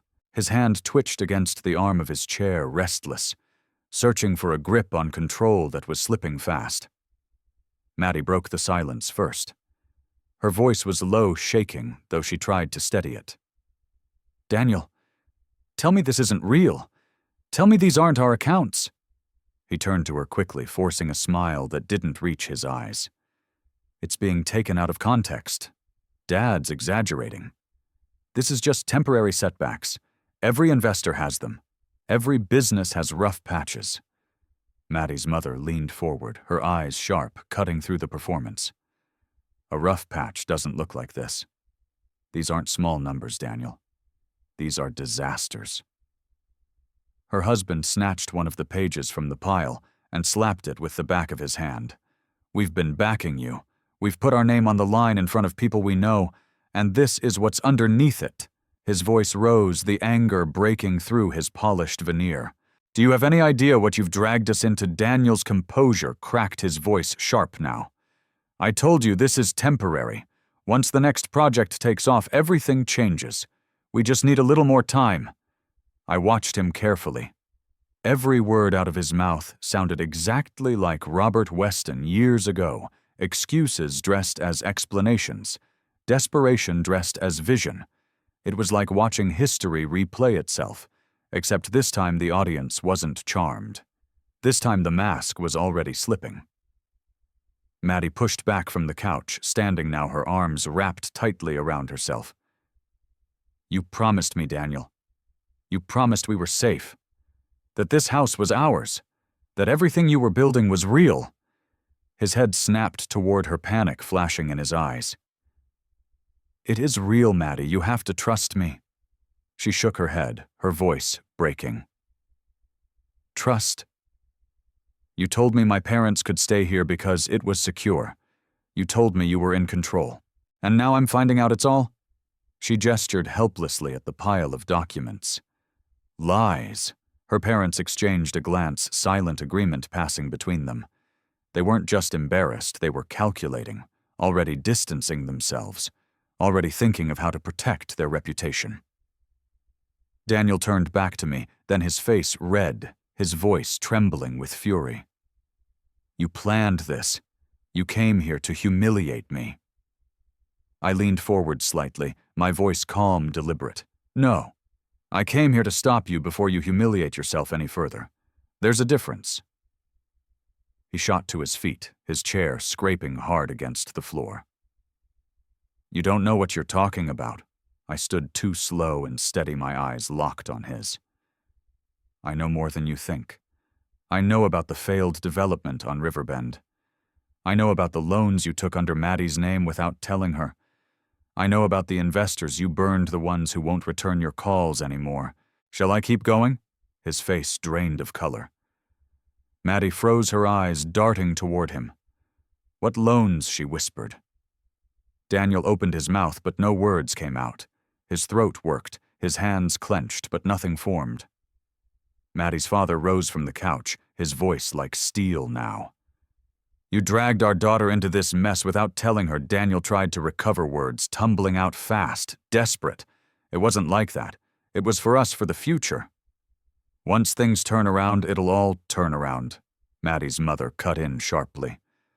"You're sinking, Daniel, and you're trying to pull everyone else down with you." The fire crackled in the hearth, the only sound in the stunned silence that followed. I watched him, this man who was once my boy, unraveling in front of everyone he had tried so hard to impress. The smirk was gone. The confidence gone. What remained was panic, a raw, naked fear he couldn't mask anymore. And yet I didn't raise my voice. I didn't shout or gloat. I simply spoke calm and measured, letting the truth do its work. "This house," I said softly, "was built on sacrifice. On nights I worked 2 jobs so you'd never go without. On mornings your mother made sure you walked to school with a full belly. On love, Daniel. And you've turned it into a stage for lies. You think power comes from pretending, from playing king at the head of a table. But real power comes from truth. And you've run from it for too long." His breathing was heavy now, ragged. His hands gripped the back of his chair so tightly his knuckles turned white. Maddie stared at him like she was seeing him for the first time. Her parents sat stiff, their faces masks of anger and shame. Daniel looked at me, his eyes blazing, his voice trembling. "You're trying to destroy me." "No," I said evenly. "I'm giving you a chance to save yourself. But the choice isn't mine. It's yours." The silence that followed was heavier than any shouting match could have been. Maddie's breathing hitched. Her mother shook her head slowly. Her father muttered something under his breath about fools and liars. Daniel sank back into his chair, his head in his hands. For the first time in years, he didn't look like a man in control. He looked like the boy he used to be, overwhelmed, cornered, terrified. And that was when I knew the truth was winning. Not because it shouted, not because it demanded, but because it could no longer be ignored. Daniel sat hunched forward, his elbows on his knees, his head buried in his hands. The confidence he wore like armor was gone now, stripped away, piece by the truth. But just because the armor was gone didn't mean the fight was over. When he finally raised his head, his face was flushed, his jaw tight, his eyes bright with anger. His voice came out sharp, ragged, the mask of composure replaced by something raw. "You think this makes you better than me?" he spat. "You think humiliating me in front of my wife, in front of her parents, proves anything?" All you've ever done is tear me down. You never wanted me to succeed. You wanted me to fail so you could stand there looking righteous." Maddie flinched at his words, her lips parting in disbelief. Her parents exchanged uneasy glances, though neither rushed to his defense now. They had seen too much, read too much in those papers spread across the table. I didn't raise my voice. I didn't match his fury. Instead, I stood still, calm, deliberate, because calmness, I'd learned, cuts sharper than rage. "Daniel," I said quietly, "this isn't about humiliation. It's about truth." He let out a bitter laugh, standing suddenly pacing like a caged animal. "Truth? Don't talk to me about truth. You think you're some saint? You think all those years you spent writing letters I never asked for make you noble? You're nothing but a bitter old man who couldn't let go." His words hit me hard, but not in the way he intended. They weren't knives. They were echoes. I'd heard them before from Robert, from so-called friends, from anyone who wanted to dodge accountability. Attack the messenger. Twist the story. Turn blame into a weapon. I let him pace, let him spit his venom. Sometimes people need to burn themselves out before they can even hear a response. Maddie's voice finally cut through the storm, trembling but clear. "Daniel, stop. Just stop." He froze, turning toward her. "You don't get it. He's trying to destroy me. He's been waiting for this moment, just waiting to... To what?" I interrupted, my voice firm but even. "To finally make you face the truth you've been running from. That's not destruction, Daniel. That's clarity." He turned on me again, eyes blazing. "Clarity? You call this clarity? You humiliate me. You throw my mistakes in my face, you drag my wife and her parents into it, and you call that clarity?" I took a step closer. My eyes locked on his. Yes. Because clarity isn't supposed to feel good. It's supposed to hurt. It's supposed to strip away the lies until all that's left is what's real. And what's real, Daniel, is that you've been living on borrowed time and borrowed money, pretending it makes you strong. The words settled in the air like lead. Maddie's father leaned back, his arms crossed tightly. Her mother's gaze dropped to the floor. Maddie herself stared at Daniel with wide, searching eyes. Daniel shook his head, his hands trembling now. "You don't understand. You never did. You've always hated the way I dream, the way I reach higher. You want me stuck just like you were, working yourself to death for scraps, proud of being small. That's not me, Dad. That's not who I am." I let his words hang there, then spoke softly. "I never hated your dreams. I hated that you thought dreams gave you the right to trample over people who loved you. I hated that you thought reaching higher meant stepping on the very foundation built for you. And I hated that you confused love with weakness." His eyes flickered at that, just for a second. A crack in the fury. But it was gone as quickly as it came. He clenched his fists, his voice shaking. "You're cruel. That's what this is. Cruelty. You could have kept this quiet. You could have come to me alone. But no. You wanted to break me in front of everyone." I shook my head slowly. "Cruelty would have been letting you keep living the lie, Daniel. Cruelty would have been sitting quietly at that table while you dragged your wife, her parents, and this house deeper into your mess. This," I gestured to the papers, to the room, to the raw tension vibrating in the air. "This is not cruelty. This is mercy disguised as clarity." The room fell silent again. Even the fire seemed to have quieted its crackles, softer now, as if listening. Maddie's voice broke the silence, softer than before, but steadier. "Daniel, he's right." Daniel turned to her, his face twisting. No, don't you take his side. I'm not taking sides," she said firmly, her hands trembling but her chin lifted. "I'm looking at the truth, and it hurts. God, it hurts. But it's there. I can't pretend it's not." Her parents nodded slightly, their expressions grim but resigned. They'd seen enough, too.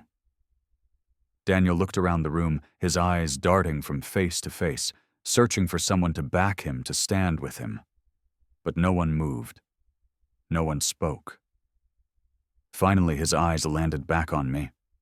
And for the first time in years, I saw something in him I hadn't seen before.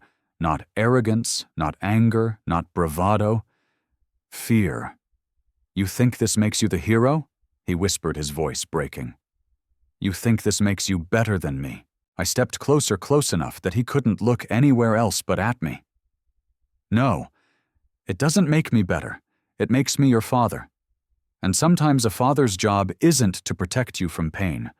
It's to show you the pain you've been ignoring. Because only then can you stop running from it." He stared at me, his chest heaving, his fists clenched. I could see the battle raging inside him, the part that wanted to lash out again, and the part that knew the fight was already over. I didn't press further. I didn't gloat.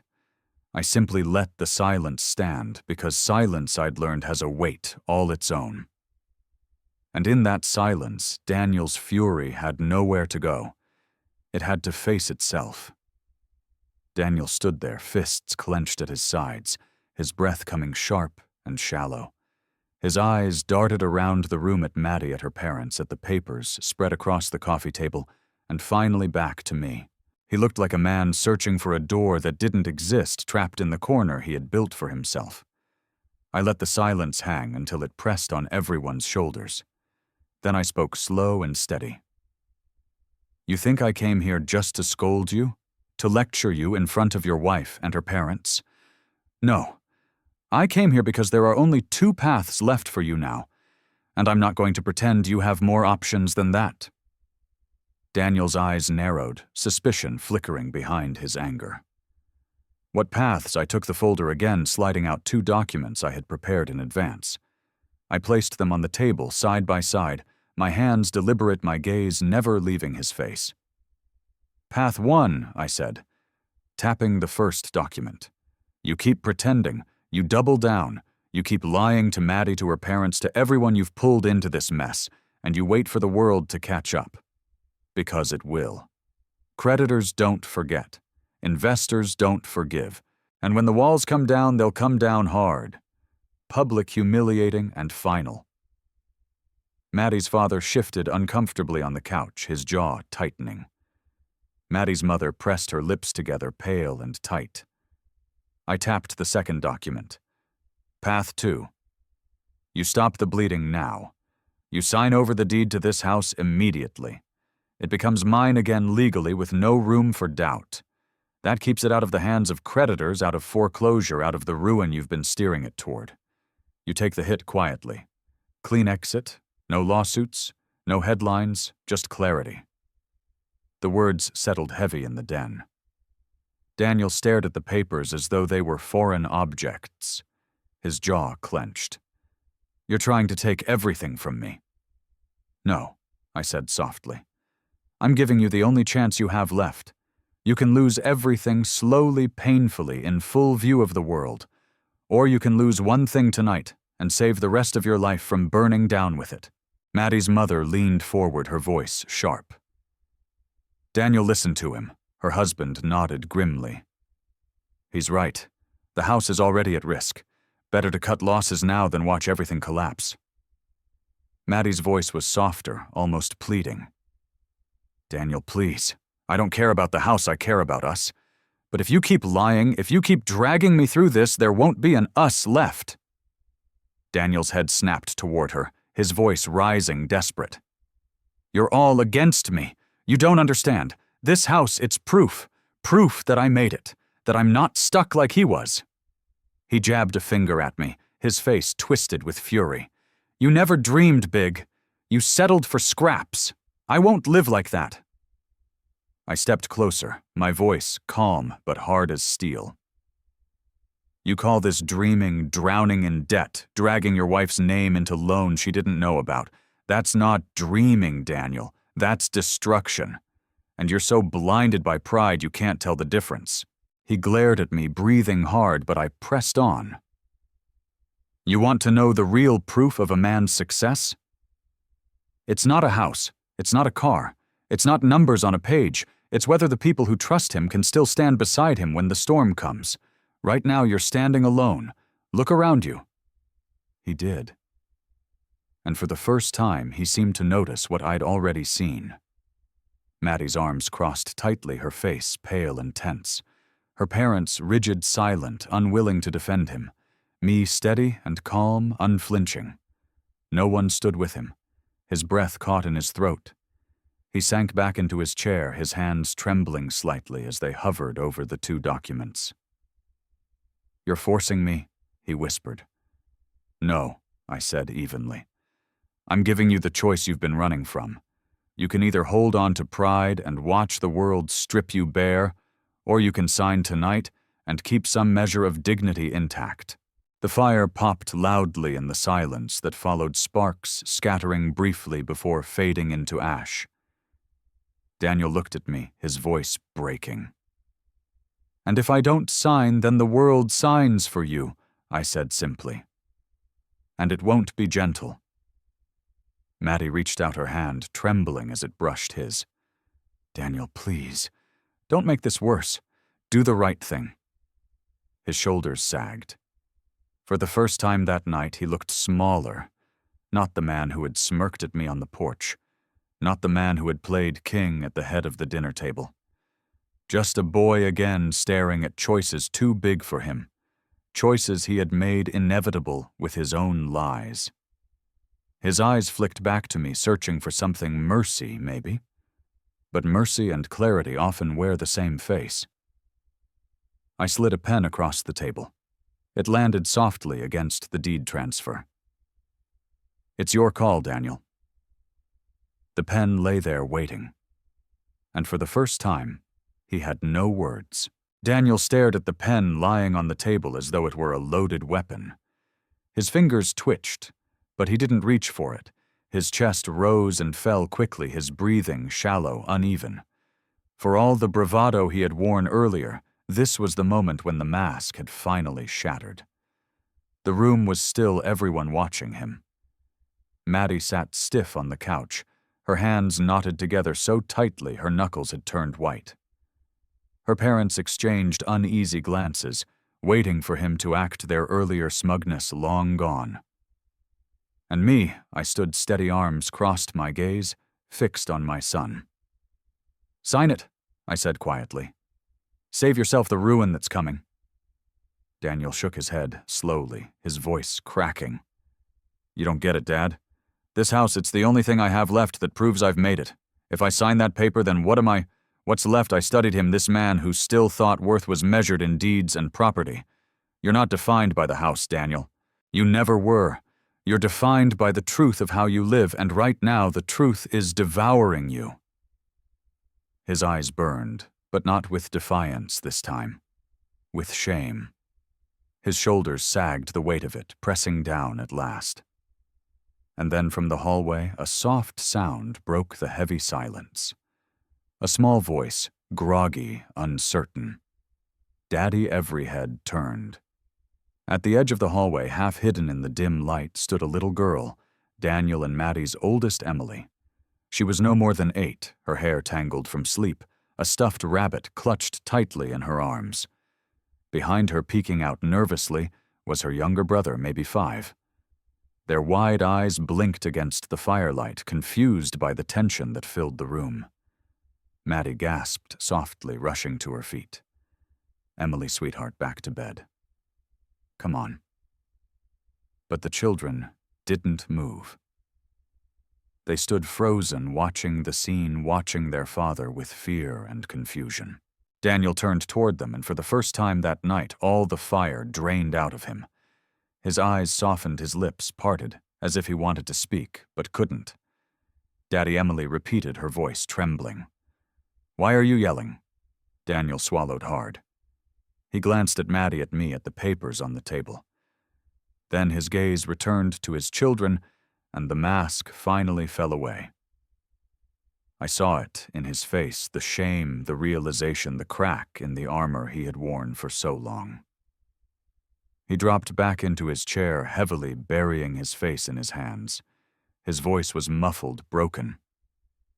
Because Daddy made mistakes. Maddie's breath caught in her throat. Her parents looked away, uncomfortable.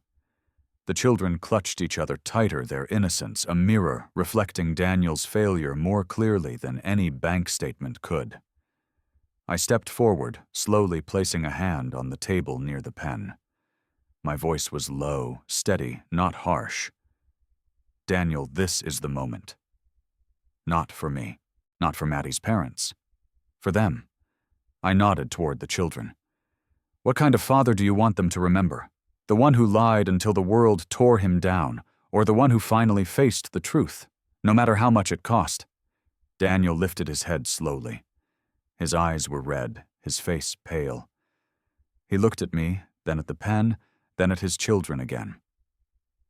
Emily's small voice cut through the silence. It's okay, Daddy. We still love you.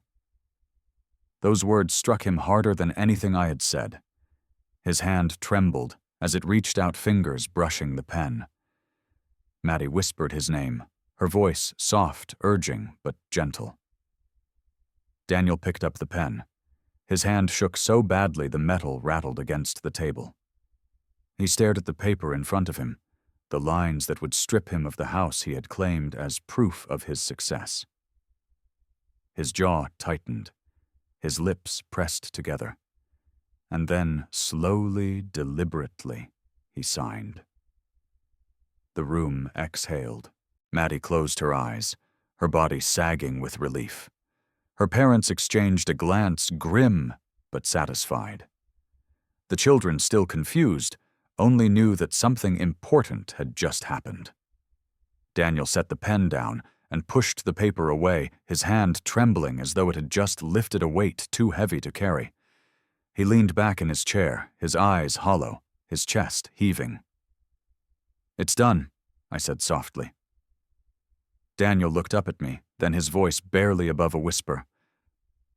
I lost. I shook my head. No, you finally stopped pretending. There's a difference.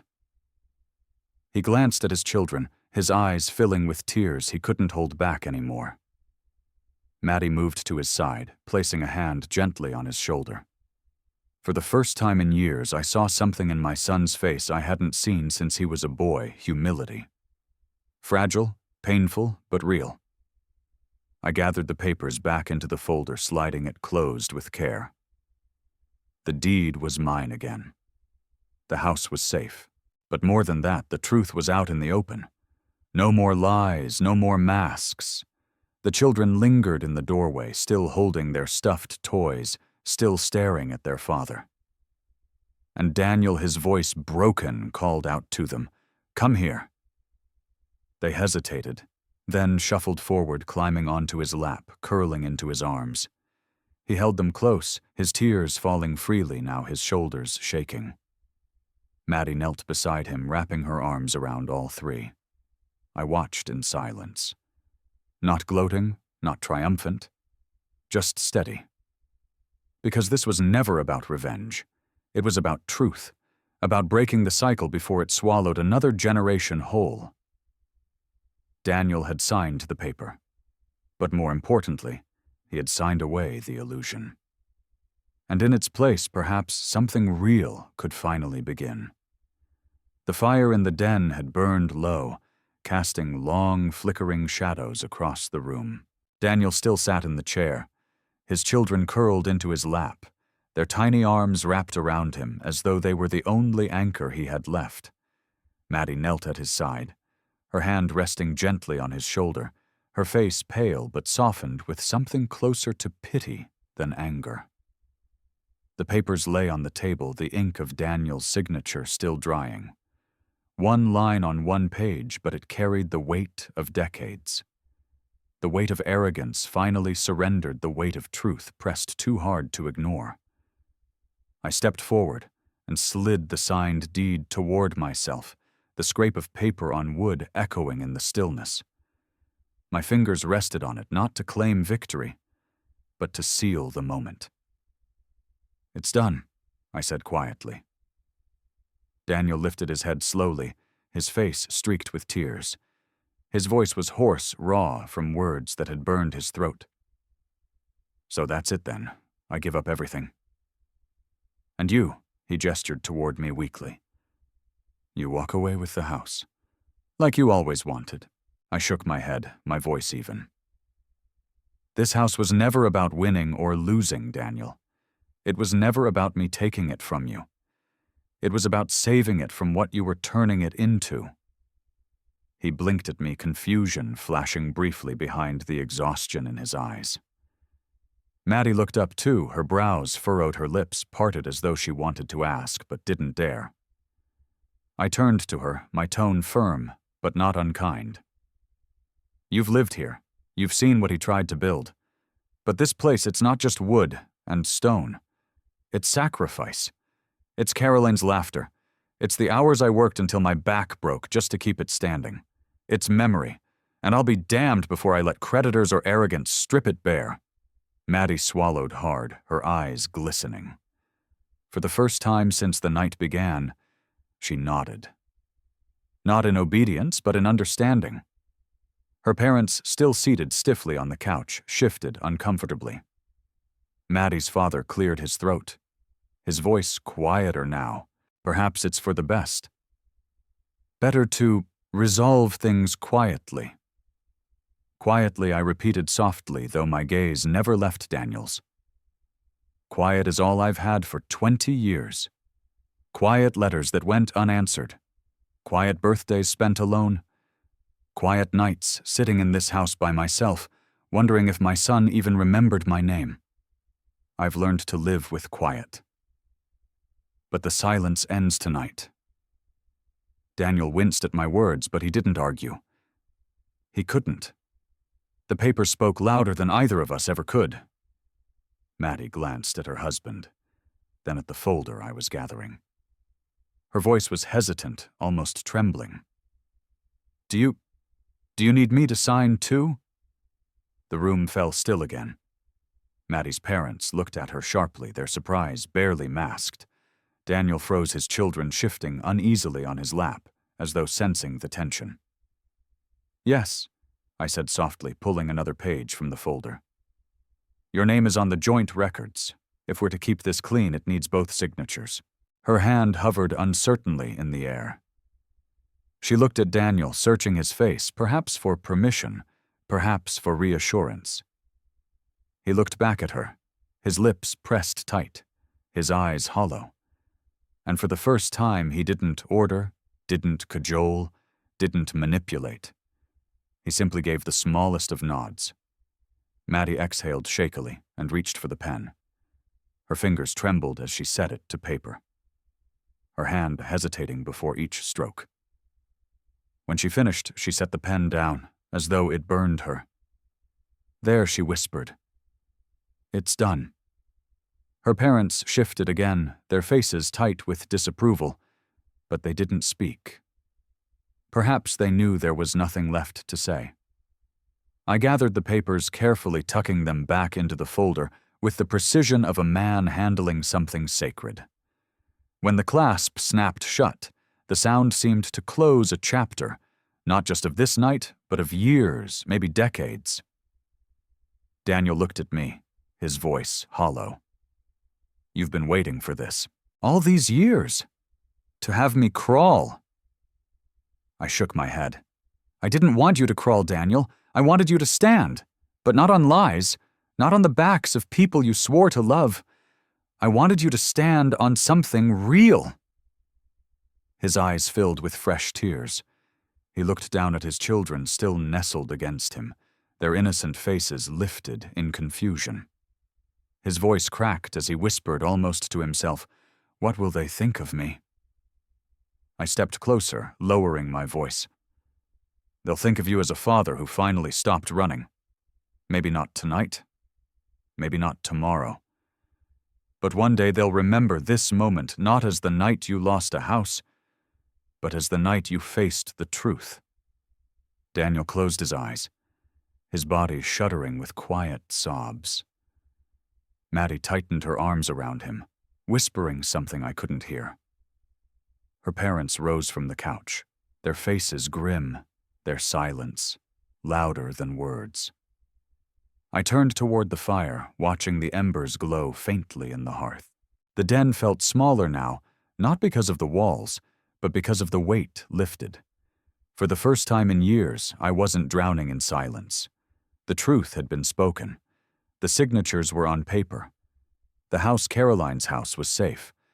I tucked the folder under my arm and turned back to face them all.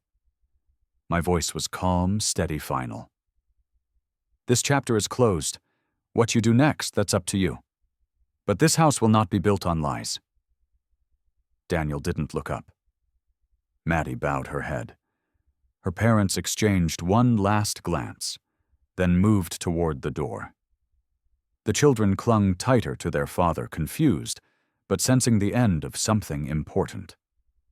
I walked slowly toward the hallway, the folder heavy under my arm, but lighter in my chest than anything I had carried in years. Decades of humiliation, of silence, of unanswered prayers had ended with a pen stroke. And though Daniel may never see it that way, I knew the truth. I hadn't taken something from him. I had saved something he never truly understood. The house was mine again. But more than that, the weight was no longer on my shoulders. I left the den quietly, the folder tucked firmly under my arm. No one tried to stop me. The only sounds were the crackle of the fire and the faint whimper of Daniel's children as they clung to their father.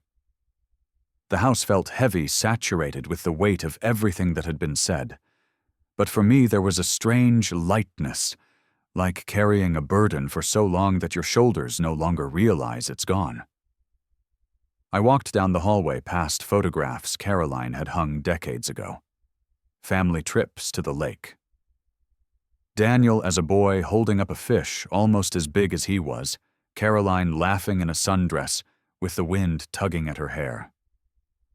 I stopped for a moment, letting my eyes rest on her face in those frozen memories. It was as if she was looking straight at me, not smiling this time, but steady like she knew this night would come. Peace. I whispered to her, the word catching in my throat. That's all I wanted. The front door creaked as I opened it. The cold hit me immediately, crisp and biting, curling into my lungs with every breath. Outside, the world was quiet. Snow had begun to fall again, light flakes drifting through the night air, settling on the frozen ground. The lake stretched out before me, silver, and still under the moonlight, untouched by the chaos inside. I stepped onto the porch, my boots crunching softly against the thin layer of snow that had already gathered. For years, this porch had been my refuge. Caroline and I would sit here wrapped in blankets, her head on my shoulder, watching the sunset bleed into the water. Later, after she was gone, I would sit alone, listening to the waves lap against the dock, pretending I could still hear her laughter. And now, after everything, I stood here again, folder under my arm, breath clouding in the cold, the word peace echoing in my mind. Behind me, faint voices carried through the walls. Daniel's broken and trembling. Maddie's soft but firm. The children confused, asking questions too big for their age. I didn't linger. That was their storm now, one they had to weather together. My part was done. I descended the porch steps slowly, each one crunching under the weight of fresh snow. The yard stretched out before me, quiet and white, the trees standing tall like sentinels. The air was sharp, but it felt cleaner than anything I'd breathed in years. I paused at the dock, walking to its edge. The wood groaned faintly under my boots, the lake whispering below its surface, frozen but restless. I stood there staring out at the water, my breath steadying. Carolyn had loved this view most of all. She used to say the lake taught her patience, that no matter how rough the day, the water always returned to calm. She had been right. I thought of all the years I had sat alone in this place, writing letters that went unread, leaving voicemails that were never returned, holding on to hope that maybe one day Daniel would come back, not just to the house, but to me. Hope had kept me alive, but it had also kept me chained. Tonight, those chains had finally broken. I whispered again softly to the still night air. Peace. The snow fell harder now, dusting my shoulders, settling on the folder under my arm. Each flake melted against the heat of my skin, small reminders that time moves forward, whether we're ready or not. I turned back toward the house one last time. The warm glow of the windows spilled onto the snow, a fragile light against the darkness. Inside shadows moved Daniel, Maddie, the children, their silhouettes blurred by curtains, by distance, by the separation that truth had built. It wasn't my place to stay. Not anymore. I walked to my truck, the old tires half buried in the snow at the edge of the drive. The door creaked as I opened it, the cold leather stiff beneath me as I slid inside. I placed the folder carefully on the passenger seat, the deed resting inside like a relic reclaimed. For a moment, I just sat there, hands on the wheel, breath clouding the cab, heart steady in my chest.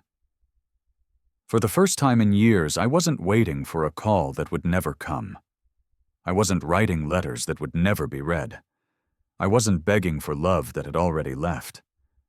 The silence didn't feel like absence anymore. It felt like peace. I started the engine. The truck rumbled to life, headlights cutting through the falling snow beams, stretching out onto the empty road ahead. The sound didn't disturb the night, it joined it, part of the rhythm of a world that had always been bigger than me, bigger than Daniel, bigger than this house.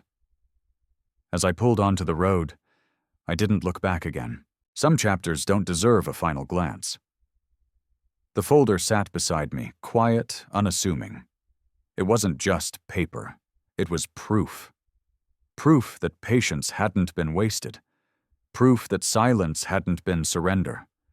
Proof that after decades of carrying weight alone, I had finally set it down. The snow thickened, swirling in the beams of my headlights, each flake catching light before vanishing into the dark.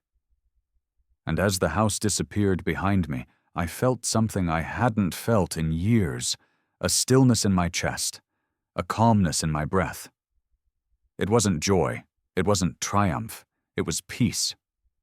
I woke before the sun, the kind of gray hour when the world hasn't decided what it wants to be yet. Coffee black, a legal pad, the folder? No music, no TV, just the hum of the refrigerator and the scrape of my pen across paper as I made a checklist I could trust more than my feelings. Record deed, confirm taxes, update insurance, change mailing address, utilities, certified notices, locksmith schedule, don't surprise, inventory, then breathe. When the coffee was gone, I slid the folder into my satchel and stepped into the cold. Frost silvered the truck's windshield. I scraped it clear with the edge of an old gas card and watched my breath fog and vanish. The engine turned over on the second try, that familiar cough and settle, and I pointed the headlights toward town. The copy shop's lights were already on when I pulled in. College kids work the open-to-close shift there, always tired, always polite. I fed the machine page after page, the signed transfer, the supporting exhibits, the ledger of unpaid taxes I'd printed weeks ago, the photos of the property, the dock, the roof, the stone chimney. Carolyn insisted we lay ourselves, each one date-stamped in the corner. I made 3 clean sets and slid them into labeled binders, recorder, insurance, personal, our source. Archive. The kid behind the counter boxed up a stack of certified mailers without asking questions. I thanked him and left a tip in the jar anyway. At the county building, the heat was turned up too high, the way it always is in winter, the air a little stale, the floors a little too shiny. The recorder's window was quiet. A woman with a braided bun and a name badge that said, Maria looked at the first page, skimmed the legal description. Lot 17, Pine Shore subdivision, as precise as a heartbeat, and nodded. Recording, she asked. Yes, ma'am. Original ink. Good. She glanced at me over her glasses. You want a conformed copy back today? Yes. She slid a laminated placard across the counter with the fee schedule, tapped the line with her pen, then took the deed, the affidavit, the exhibits. She stamped the top page so hard the desk vibrated. The sound echoed inside me in a way I didn't expect. It wasn't triumph. It was a latch sliding home. While she scanned, I filled out the change of address form for tax notices and future recorder mail. No more envelopes wandering to the wrong kitchen drawers. No more lost in the shuffle. When Maria returned with the conformed copy instrument number across the top, time and date her initials, she slid it into a manila envelope, held my eyes, and said, "It's of record now." Simple words, heavy as an oath. Down one floor to the treasurer. A glass partition, a slot for checks. I asked for a printout of the tax ledger on the property. The clerk, a guy with a Cubs mug and a winter beard, handed me the sheet. I paid the current installment and the small penalty that had grown like mildew in a damp corner. "You want auto pay?" he asked. "Yes." He passed a form through the slot. I wrote deliberately numbers, careful and square, the way my father taught me. From there, I walked 2 blocks to my insurance agent. She's been in the same office for 20 years. The ficus by the window has seen more seasons than some marriages. I sat, handed her the recorded copy, and told her I wanted the policy retitled back into my name alone, effective immediately. No additional insureds, no riders with surprise fine print. While she typed, I added the dock, the wood stove, the outbuilding to the coverage detail, wind, hail, ice, liability limits that let me sleep. "We'll send an inspector out next week," she said. "Good," I answered. "Let me know the window." At the post office, I rented a P.O. box, 2 sizes larger than I thought I needed because life has a way of sending more paper than you plan for. I filed the change of address for the lake house and requested mail forwarding for anything still addressed to Daniel or Maddie that might land there. Not to hide it, to corral it. "You want signature confirmation on those certifieds?" the clerk asked, eyeing the stack I'd filled out at the copy shop. "Yes, and return receipt. Green cards. Proof that a thing left my hands and arrived in someone else's." Back in the truck, I took out the legal pad and drew a line through the first 5 boxes. A small, quiet satisfaction. Not joy. Just order returning to a room where someone had turned all the chairs at the wrong angle. I parked outside the electric co-op, then the water district, then the internet provider. Each conversation was the same, in shape, transfer, the accounts back to me, set a passphrase, add the P.O. box, cancel online access, attached to other emails. At each counter, I kept my voice calm and my smile small. Clerks notice calm. Systems run smoother when you offer them steadiness to eat. By noon, the utilities were back on rails with my name on the bill and a password no one had ever heard me say before. I ate lunch at a diner that's been frying the same hash since the year after I was born. I didn't taste much, but I needed the warmth and the coffee. I wrote the cover letters at the counter, measured factual, free of heat. One to Daniel, notice that the deed has been recorded. Notice that utilities and insurance have been retitled. Invitation to coordinate a scheduled pickup for any personal items within a defined 72-hour window. Communication to be in writing only. No unscheduled entries. I will be present. One to Maddie, same content, addressed respectfully and separately. One to her parents, a plain statement that occupancy rights have ended and any entry must be by appointment. Thank you for returning any keys. I didn't add threats. I didn't need to. Boundaries don't require shouting to hold. At the hardware store, I ordered 2 new deadbolts keyed alike and a lock for the dock box. I set the install for the following morning at 10 and wrote it down on the pad, LSM Thurs 10 Meet. I added a note to myself to bring the inventory app I'd downloaded a while back and never used.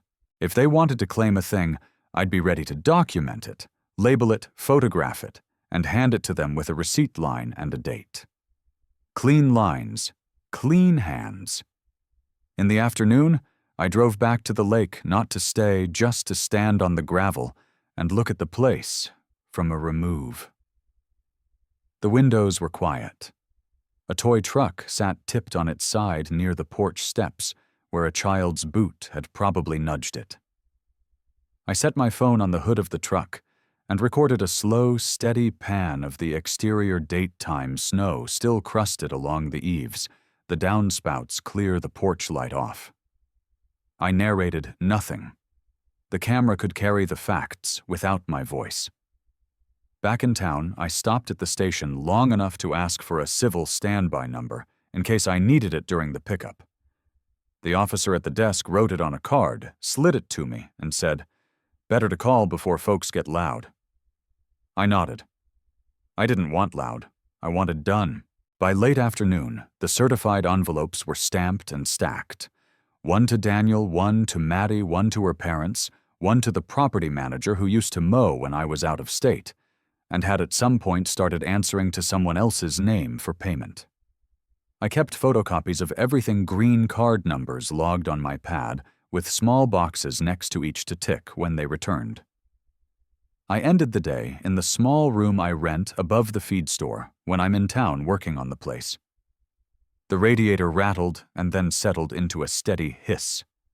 I spread the conformed copy on the table and wrote, "Instrument no," across the top of my notes so I wouldn't have to reach for the envelope every time I needed it. Then I built the timeline I'd been keeping in my head for too long, date of the first unpaid property tax notice, date I found the lien, date of Daniel's last message about opportunity, date of last night's signatures, date and time of recording. Clean, plain entries, no adjectives. A ledger a stranger could follow. Before I closed the folder, I added one more page, a simple one-paragraph statement of no trespass, without appointment, signed and dated by me. Not to hand to anyone yet. To remind myself that boundaries once set belong as much to the person who sets them as to the person they restrain. When the radiator clicked off, the room went very quiet. My hands smelled like paper and ink and coin, the hot metal scent of machines that stamp permanence onto things. I washed them and stood at the window for a long minute, watching the streetlight paint the snow the color of old bone. I didn't feel victorious. I didn't feel vindicated. I felt aligned. The way a chair feels when you square it to the table after someone leaves it cockeyed. The way a picture sits on the wall when you finally nudge it level with your thumb. Tomorrow would be calls and allies, and the larger arc of accountability. But today had been for the small, necessary work of setting a house back onto its foundation, document by document, line by careful line. I closed the folder, slid the pen into the spine, and exhaled through my nose. Not joy, not triumph. Order. And under it the same word that had followed me onto the porch and into the truck and through the county building's fluorescent halls. Peace. The next morning broke clear and cold, the kind of winter day where the sky looks like polished steel and the air bites sharp enough to keep you awake. I loaded the satchel with the conformed deed, the certified receipts already stamped green, and the timeline I'd written the night before. Today wasn't about filing papers. It was about pulling threads. Threads that once tugged would unravel the web Daniel had been spinning for years. I started with my lawyer, Janet Hughes. 60 years old, short hair, sharp eyes that had seen every kind of mess a man could drag into her office. She had handled the estate when Caroline passed, making sure the lake house stayed clean in the title despite the divorce. She knew the history, and she knew me. Her office smelled faintly of leather and coffee. Books lined the walls, heavy tomes she actually read. When I laid the folder on her desk, she flipped it open without preamble. Her eyes moved quickly, scanning Daniel's debts, The unpaid taxes, the failed development reports. God, she muttered under her breath, tapping one page with a fingernail. I knew he was in over his head, but this... She sat back, folding her hands. You've been thorough, almost too thorough. What exactly do you want me to do? Lock it down, I said simply. No loopholes, no back doors. The deed is recorded. Utilities and insurance are reset. I want language drafted that bars him from contesting squatting or trying to transfer occupancy without my consent. She nodded, jotting notes on a yellow legal pad. Doable. And the creditors, I leaned back. They'll smell blood soon. I don't want them circling the house. I need a wall between this property and his name before they sharpen their teeth. Janet gave me a long look over her glasses. You're not interested in salvaging his reputation? No, I said. I'm interested in salvaging the truth. The rest is his burden to carry. She nodded again, efficient, no judgment. I'll draft the protective filings. But you should know, once this gets out, people will come knocking. Reporters, maybe. Old investors. Even old acquaintances who just like the smell of scandal. I'm ready for that, I said. And I meant it. From her office, I drove 2 blocks to meet an old friend, Tom Bailey, a retired journalist who still freelanced for the regional paper. Tom had a memory like a steel trap, and a nose for stories that still itched even in retirement. We met in a diner, the same place where I had written my cover letters yesterday. Tom slid into the booth, his scarf still dusted with snow. Stanley, he said with a grin. You never call unless something's burning. I pushed the folder across the table. Then call this smoke. He opened it, scanned the pages quickly, his eyebrows climbing higher with each sheet. Well, well, he muttered. Your boy's been busy. Overextended, over-leveraged over his head. Classic story. He looked up, his eyes narrowing. You sure you want this public? I sipped my coffee. Not yet. Not the whole thing. But I want the spotlight ready if he tries to twist the story. If he paints me as the villain, I want the truth already primed. Tom leaned back, studying me. You've changed. Used to be you'd rather eat nails than drag family into the open. I did change, I said quietly. Patience changes a man. Silence changes him even more. He nodded slowly, closing the folder. All right, I'll hold it in draft. If the day comes, you just say the word. We shook hands across the table. His grip was warm, firm, steady, the kind of handshake I hadn't felt from Daniel in years. After lunch, I made one more call. An old investor ally, someone Daniel had once courted but never secured. Frank Malone, retired banker, mid-70s, sharp as glass. I had done small deals with him in the past, back when I still believed Daniel might learn discipline. Frank knew how to read numbers, and he knew how to smell fraud. He picked up on the second ring. Stanley, he said, his voice gravelly. Haven't heard your name in too long. I need clarity, Frank, I told him. And you've always been good at shining light where people want shadows. I gave him the highlights, debts, defaults, unpaid taxes, failed developments. There was a long pause on the other end. Damn shame, he finally said. I thought maybe he'd grow into it, but some men think leverage is the same as strength. It isn't. You're right, I said, and I want you to know if he comes knocking again, don't buy what he's selling. Frank chuckled bitterly. Don't worry. My checkbook's been closed to him for years. But Stanley, if you want this to stick, you need more than papers. You need witnesses, allies. I'm building them, I said. Good. Because when a man like Daniel falls, he'll grab at anyone nearby to cushion the drop. Best not to be standing too close. That night, back in the small rented room above the feed store, I laid the folder out on the table again. The deed was safe, the utilities secured, the insurance updated, the certified green cards already trickling back from the day before. Janet would finish the filings.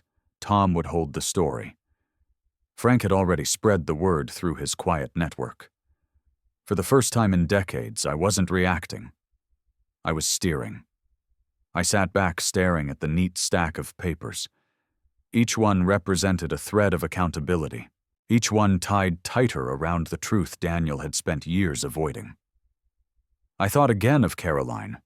She had always said storms expose the foundations. Daniel had built on sand. But me, I had hammered nails into bedrock. And now the storm was here. I turned off the lamp, the room falling into shadow.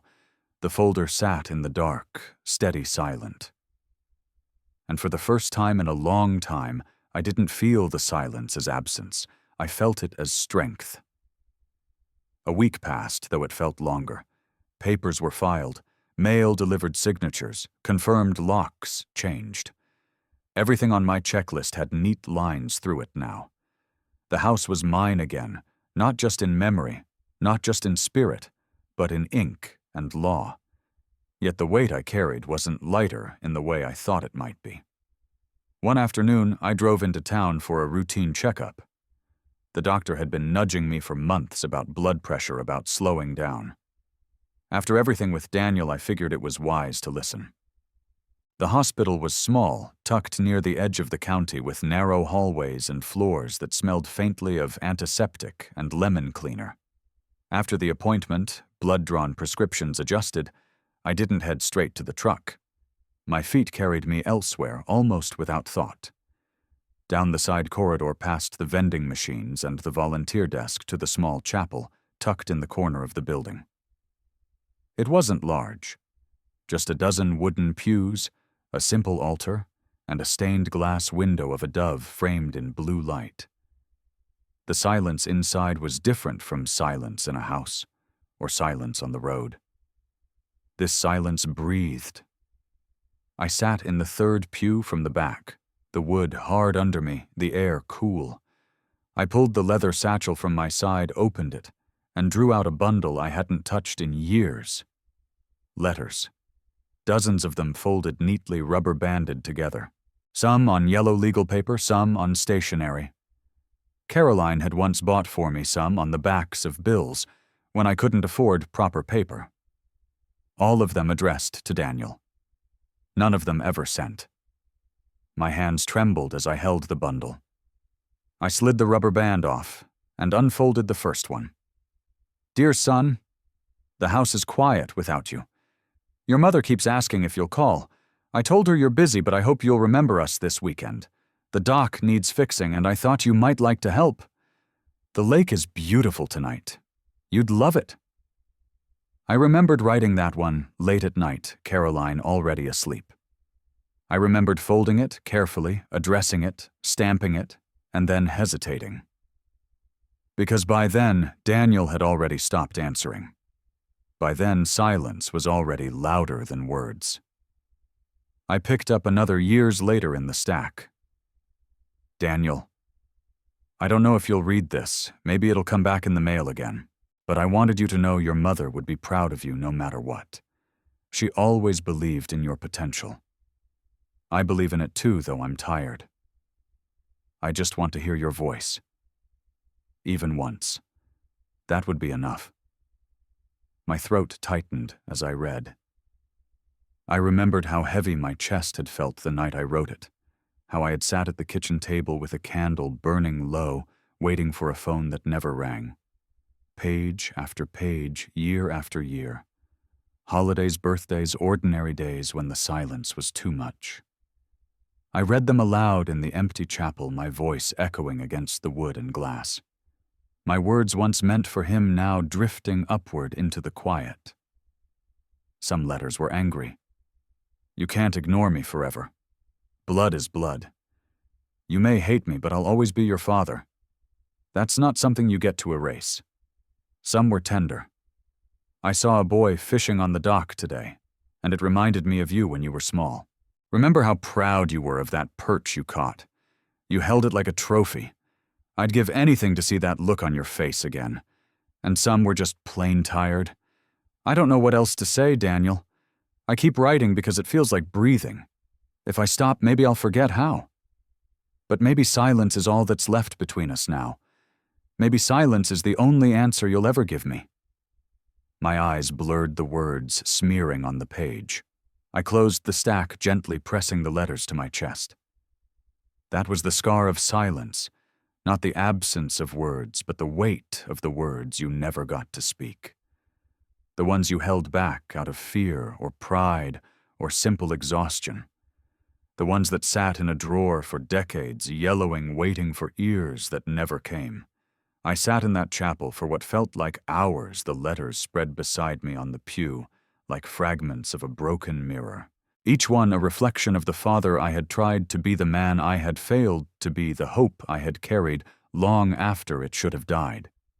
And yet as I sat there, I realized something. Those letters weren't wasted, because they had kept me alive.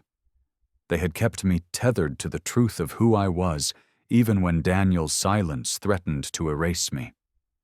They had been my lifeline through winters of loneliness, through birthdays spent alone, through nights when the lake was the only thing listening.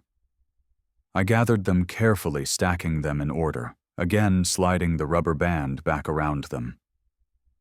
I didn't know what I'd do with them, burn them, maybe, or keep them until the end. But for the first time I felt peace when I looked at them. Not grief, not anger, just acceptance. The stained glass dove glowed faintly in the late afternoon sunlight, scattering across the wooden floor. I whispered a prayer, then not for victory, not for revenge, just for clarity, for Daniel to finally see what silence had cost, for my grandchildren to grow up knowing truth instead of lies, for me to carry what years I had left without bitterness. I stood slowly sliding the letters back into my satchel. My knees ached, my back stiff, but my heart felt steady. As I stepped out of the chapel, the air in the hospital hallway felt different, lighter, less stale. The hum of fluorescent lights, the chatter of nurses, the squeak of rubber soles on linoleum, they all sounded sharper, more alive. Because I had faced the silence. And in that quiet chapel surrounded by words never spoken, I had learned that even scars could become a kind of strength. Christmas came quickly that year. The air grew sharper, the snow thicker, the nights longer. In town, shop windows glittered with lights. Wreaths hung from lamp posts, and children's laughter carried down Main Street.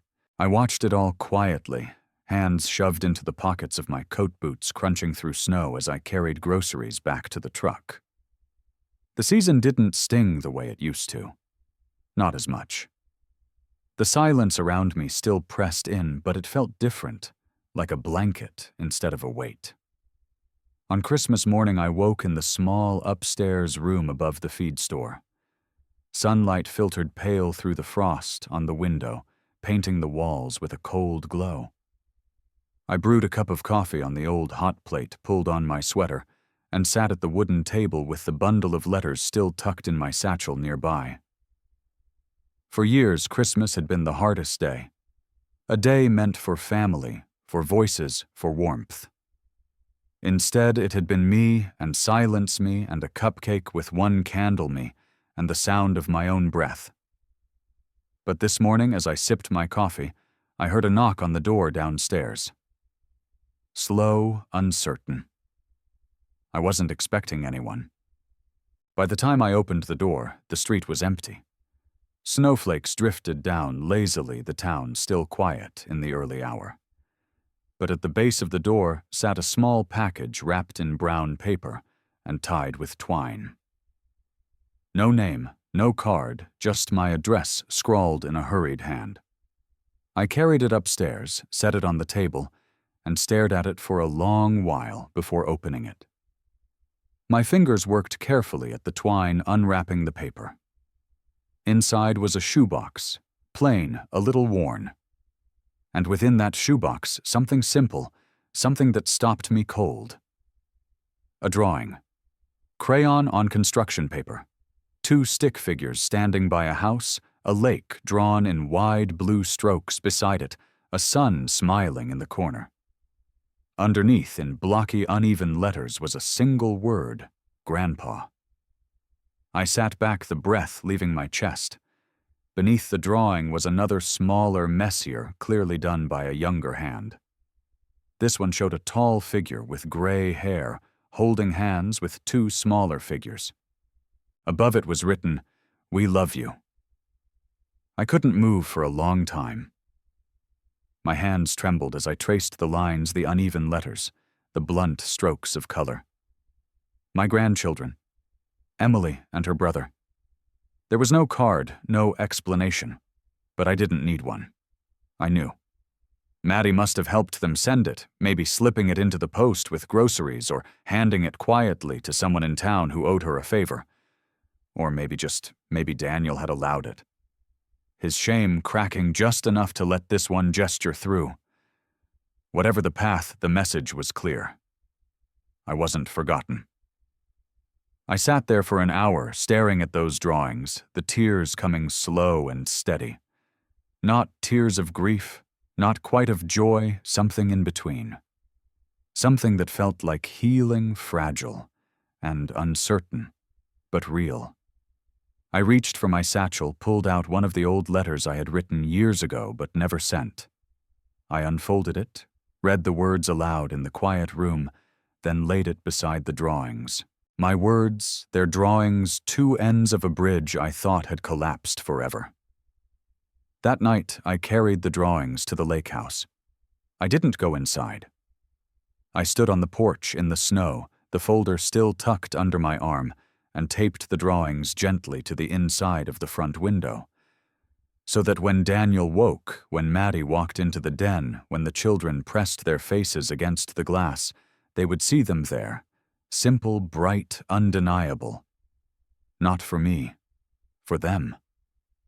Because no matter how twisted the silence between Daniel and me had become, the children deserved more than bitterness. They deserved to know that love hadn't vanished, that it still stood like the lake outside, cold at times, still at times, but always there. When I drove back into town that night, the drawings glowed faintly in the window behind me, lit by the faint golden glow of the den lamp. I carried that image with me. As I parked, the truck climbed the stairs and sat again at my wooden table.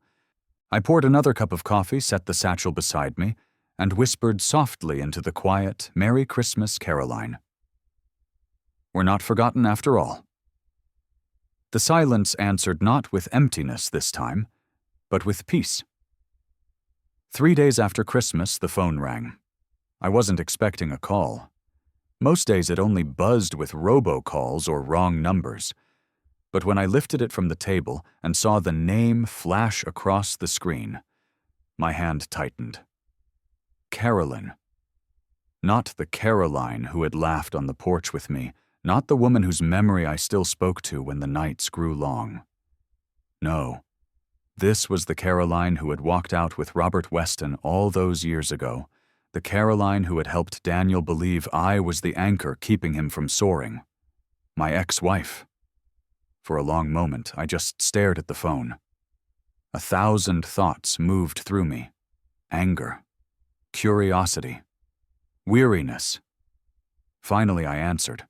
Her voice was older, lower touched with the gravel of cigarettes, or maybe just the weight of time. Stanley. Caroline. My voice was steady, but I felt the tremor beneath it. I heard she said without preamble. About the house, about Daniel, news travels fast. She gave a dry laugh. Don't be coy. You wanted it to travel. You've never forgiven me, and now you're using him to settle the score. I closed my eyes, steadying my breath. The years melted away in her tone, sharp, accusatory, sure of herself. I had endured it before. But I wasn't the same man who had once stood tongue-tied while she walked out the door. This isn't about revenge, I said evenly. It's about truth. Daniel built his house of cards. I just refused to stand underneath it when it collapsed. You humiliated him, she snapped. In front of Maddie, in front of her parents. Do you know what that will do to him? Yes, I said softly. It might finally wake him up. She hissed in frustration. You've always been sanctimonious, always so sure you were the martyr, the noble one. Maybe if you hadn't been so small, so content to scrape by, he wouldn't have reached for more. He was trying to do better than you, Stanley. Isn't that what every son should want? Her words cut, but not like they used to. I let them settle, then answered quietly. Better doesn't mean wealth at any cost. Better doesn't mean lying to your wife, to your children. Better doesn't mean dragging the people you love into ruin. If that's the definition you handed him, then maybe you're the one who needs to sit with the truth. There was silence on the other end. I pictured her sitting in whatever house she lived in, now a glass of wine on the table, the past playing through her mind in flashes she couldn't control. Finally, she said, "You'll lose him forever, you know, if you haven't already." I exhaled slowly. I lost him a long time ago, Caroline. This isn't about keeping him. It's about making sure he doesn't destroy himself and everyone around him in the process. Her voice cracked then, just faintly. You think I don't lie awake wondering where I went wrong? You think I don't see Robert in every mistake Daniel makes? You think I don't know? The bitterness bled out of her tone, replaced by something raw. And for the first time in decades, I heard the woman I once loved, not the one who left. Then stop protecting him from the consequences, I said gently. Because love isn't shielding him from the truth. Love is making him face it. On the other end, her breathing hitched. For a long moment, she said nothing. Then quietly, "You sound so calm, as if none of this hurts you anymore." "It does," I admitted. "It always will. But calm doesn't mean painless. It means I've learned to carry the pain without letting it drown me. Maybe that's what he needs to see, what patience looks like when it finally stops waiting." There was another long pause. Then she whispered almost to herself, "You've changed?" "Yes," I said. "And maybe it's time he did too." When the line went quiet, I thought she had hung up. But then her voice returned softer than I'd ever heard it. "Maddie called me on Christmas. She said the children drew pictures for you. She sounded different, like she was starting to see through him. If she leaves, if she takes them, Daniel will blame you." "I can live with his blame," I said. "What I couldn't live with was letting him drag them all down with him." Another silence. Then simply, "Goodbye, Stanley. Goodbye, Caroline." The call ended. I set the phone down gently on the table. My hands were steady, but my heart ached. Not from her accusations, not even from her voice echoing with the ghost of who she had once been. It ached because despite everything, part of me still mourned the family we might have been. The son who might have chosen differently. The woman who might have stayed. But mourning wasn't the same as regret. I stood crossed the room and opened the window. Cold air swept in, sharp and clean. The street below was quiet snow, untouched, except for a single set of footprints leading away. I breathed it in, letting it clear my chest, letting it remind me that truth, though painful, was the only air worth breathing. Daniel's mother could say what she wanted. She could accuse, defend, mourn, but nothing she said could erase what had been signed, what had been recorded, what had been faced. The house was safe. The truth was steady. The silence, though scarred, had finally spoken. And me, I would carry it calmly into whatever came next. It was nearly midnight when the phone rang again. I'd been dozing in the armchair, the lamp low, a book open on my chest. The sound startled me, not just because of the hour, but because few people ever called that late. I picked up without looking at the screen. "Hello?" There was silence at first, a long, uneasy silence filled with the faint hiss of a line that didn't know what it wanted to carry. Then a voice, low and hoarse. "Dad. Daniel." I sat up straighter, the book slipping to the floor. "I'm here." He didn't answer right away. I could hear him breathing, uneven, ragged, as if every word he wanted to say had to fight its way out. Finally he spoke. "You didn't have to do it like that." My hand tightened on the phone. "Do what humiliate me," he said. His voice cracked on the word, in front of Maddie, in front of her parents, in front of my kids. "You could have come to me alone. You could have told me quietly. But no, you wanted to watch me break." I closed my eyes, inhaling slowly through my nose. "Daniel, you were already breaking. All I did was make sure the pieces didn't crush everyone else on their way down." His breathing quickened. "You think you're noble, don't you? You think this makes you the hero. But all you've ever done is wait, and judge. You never believed in me. That's not true." My voice was calm, but inside the ache returned. "I believed in you long after I should have stopped. I wrote to you, called you, prayed for you. You ignored every hand I ever reached out. Don't twist this into doubt. You're the one who shut the door." Silence on the line again. Not empty silence. Silence filled with everything he didn't want to admit. Then softer. "They're leaving me." I opened my eyes. "Maddie." He swallowed audibly. "She took the kids to her parents' house. Said she needs space. Said she can't keep living in lies. You think you won, Dad? You think getting that house back was the end of it? No. You tore my family apart." The words stung, but I let them sit. "No, Daniel. Your lies did that. Your choices. I just refused to carry the weight of them any longer." He exhaled sharply, almost a sob disguised as anger. "I don't know what to do." There it was, the first honest thing he'd said in years. Not bravado, not manipulation, just raw fear. "You start by telling the truth," I said quietly. "To Maddie, to your children, to yourself. No more masks, no more pretending." He let out a bitter laugh. "That's easy for you to say. You've got the house now. You've got your peace. I've got nothing." I leaned forward, pressing my elbow to my knee, gripping the phone tighter. "You still have them. Maddie. The kids. They're more important than any house, any deal, any illusion of success. If you want to keep them, then stop fighting the truth and start living it." His breathing hitched again, a sound halfway between anger and grief. "You make it sound so simple." "It's not simple," I said. "It's the hardest thing you'll ever do. But it's the only thing worth doing." There was another long pause. Then, almost too soft to hear, Do you hate me?" My chest tightened. I stared at the dark window, the reflection of my own tired face staring back at me.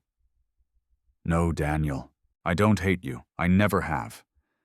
But I hate what you've become, and I hate that you can't see the difference." His breath caught. For a moment I thought the line had gone dead. Then quietly, "I don't know how to fix it." "You don't fix it in one night," I said. "You fix it one choice at a time. You tell the truth even when it costs you. You show up even when it's hard. You stop running." His voice broke. "I'm not strong enough."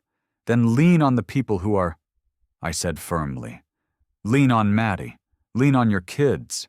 If you can't lean on me, at least stop pushing everyone else away." There was a muffled sound, like him covering the receiver, stifling a sob. Then, after a long pause, "Do you think they'll forgive me?" I swallowed hard. Children forgive more than we deserve. Wives too, sometimes. But forgiveness isn't free. You have to change for it to mean anything. Silence again. "Then I'll try." The line was quiet for so long I thought he'd hung up. Then he whispered, "Dad." "Yes. Thank you." The line went dead. I sat in the chair for a long time afterward, the phone still in my hand, the lamp casting its small circle of light. My heart ached not from anger this time, but from something heavier, hope mixed with doubt, love mixed with weariness. I set the phone down slowly and whispered into the quiet, "Don't just try, Daniel. Do." The silence answered with nothing, but it felt different than before. Not empty, not final. Just waiting. The following weekend, I drove out to the lake house alone. Snow crunched under the tires as I turned down the narrow road branches overhead, bowing under the weight of winter. The truck rattled in the cold, the heater struggling, but my hand stayed steady on the wheel. I wasn't rushing. This wasn't a visit for paperwork or for confrontation or even for Daniel. This was for me. The house stood where it always had its roof, silvered with frost icicles clinging to the eaves like teeth. The dock stretched into the frozen lake, a pale finger pointing towards the horizon. Smoke no longer rose from the chimney. The place was silent, as though holding its breath. I parked, climbed out, and stood for a moment, just listening. The crunch of my boots, the creak of trees, the faint groan of ice shifting beneath the lake's frozen skin. No voices, no laughter, no music, only quiet. I unlocked the front door and stepped inside. The air smelled faintly of wood and cold stone. My breath fogged in the dim light.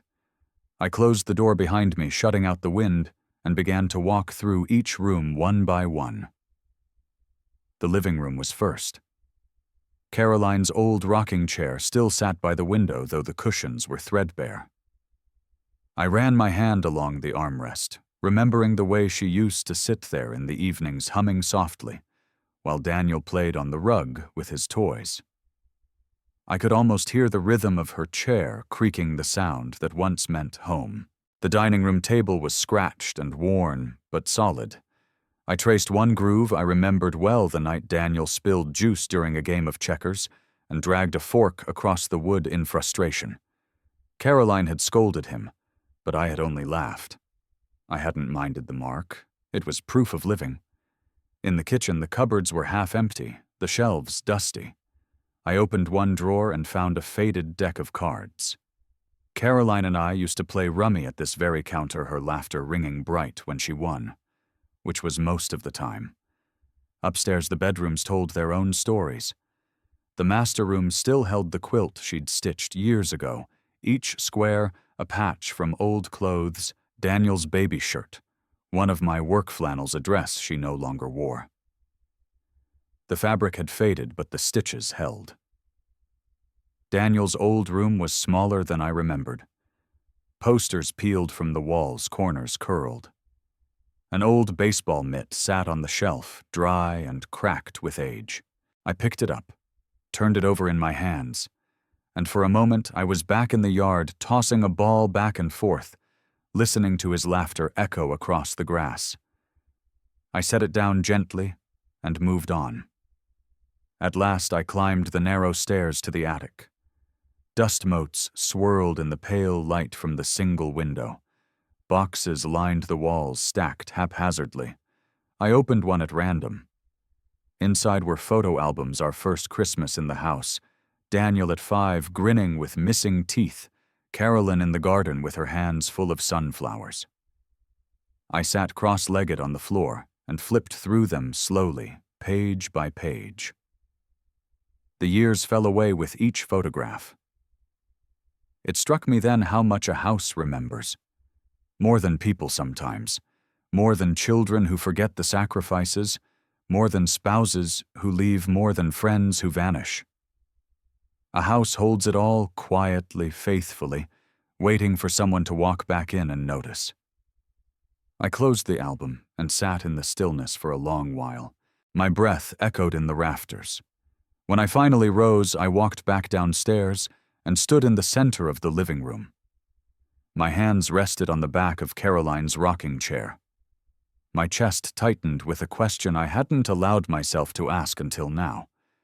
Do I keep this house, or do I let it go? For decades it had been my anchor, my burden, my hope. I had fought for it, sacrificed for it, and now reclaimed it. But was holding on to it the same as holding on to the pain? Was I preserving memories or trapping myself inside them? I looked out the window at the lake, the frozen surface gleaming under a pale winter sun. Caroline had always said the water reminded her of patience, that it froze and thawed, rose and fell, but always returned. Maybe she was right. Maybe peace didn't come from clutching the past so tightly. Maybe it came from knowing when to let go. I pulled the folder from my satchel, set it on the table, and opened it. The deed lay inside my name, written clean and final. Proof that the house was mine again. Proof that patience had not been wasted. But staring at it, I felt no triumph, only stillness. I closed the folder and whispered into the empty room. "Caroline, if you were here, what would you tell me? Keep it or let it go?" The silence answered only with the creak of the rafters, the soft groan of wood shifting in the cold. But in my chest, I heard her voice all the same. "It's just a house, Stanley. The memories aren't nailed to the walls. They're in you." I exhaled slowly, my breath fogging in the winter air. She was right. I walked one last lap through the rooms, touching the walls, the furniture, the small scars of living carved into wood and paint. Then I stood at the door folder, in hand. The decision wasn't final yet, but the clarity was. I had kept the house safe from lies, from ruin, from being stripped bare by creditors and greed. That part of the story was finished. The next part, the question of whether to keep it or pass it on, would be mine to decide in my own time. I stepped outside into the sharp winter air. The lake stretched wide and silent before me, patient as ever. Snow crunched under my boots as I walked to the truck. For the first time in years, I felt that the house didn't own me. I owned my choices, and whatever came next, it would be on my terms. Back in town that night, I couldn't sleep. The house stayed with me, the silence of the rooms, the faded quilt, the smell of cedar and dust. I lay in the narrow bed above the feed store, staring at the ceiling, listening to the radiator hiss and rattle. My mind circled one truth, whatever happened next. It wasn't about Daniel anymore. It was about the two children who had drawn me pictures on Christmas morning.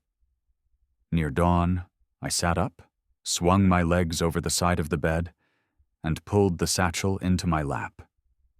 I set the folder aside, unopened. Instead, I reached for a fresh pad of paper and a pen. This wasn't going to be another unsent letter to Daniel. This was going to be something else, something new. I wrote slowly, my hand steady, despite the weight in my chest. "Dear Emily and Jack, one day when you're old enough to understand, you may hear stories about me, about this house, about your father. Some of those stories will be true, some twisted, some sharpened by anger. I want you to have my words not as a weapon, not as an accusation, but as a gift. A truth you can hold in your hands when the noise around you gets too loud." I paused, staring at the words. The radiator hissed again, carrying me back to nights when Daniel was their age, and I used to tuck him in, whispering promises I thought would last. I was not a perfect father. I made mistakes. I lost patience when I should have listened longer. I stayed silent when I should have spoken. I carried burdens alone that I should have shared. But one thing I never failed at was loving your father. Even when he turned away, even when he let pride cloud his eyes, I loved him. I still do. And because of that, I love you with a fierceness you may never fully understand until you have children of your own. My throat tightened. I set the pen down, rubbed my eyes, then continued. This house by the lake, it isn't just wood and stone. It's memories. It's where your grandmother laughed until her sides hurt. It's where your father caught his first fish. It's where we weathered storms and watched sunsets so beautiful they made us believe in God all over again. I fought to keep it safe, not for pride, not for ownership, but so that one day you would know it belonged to truth, not lies.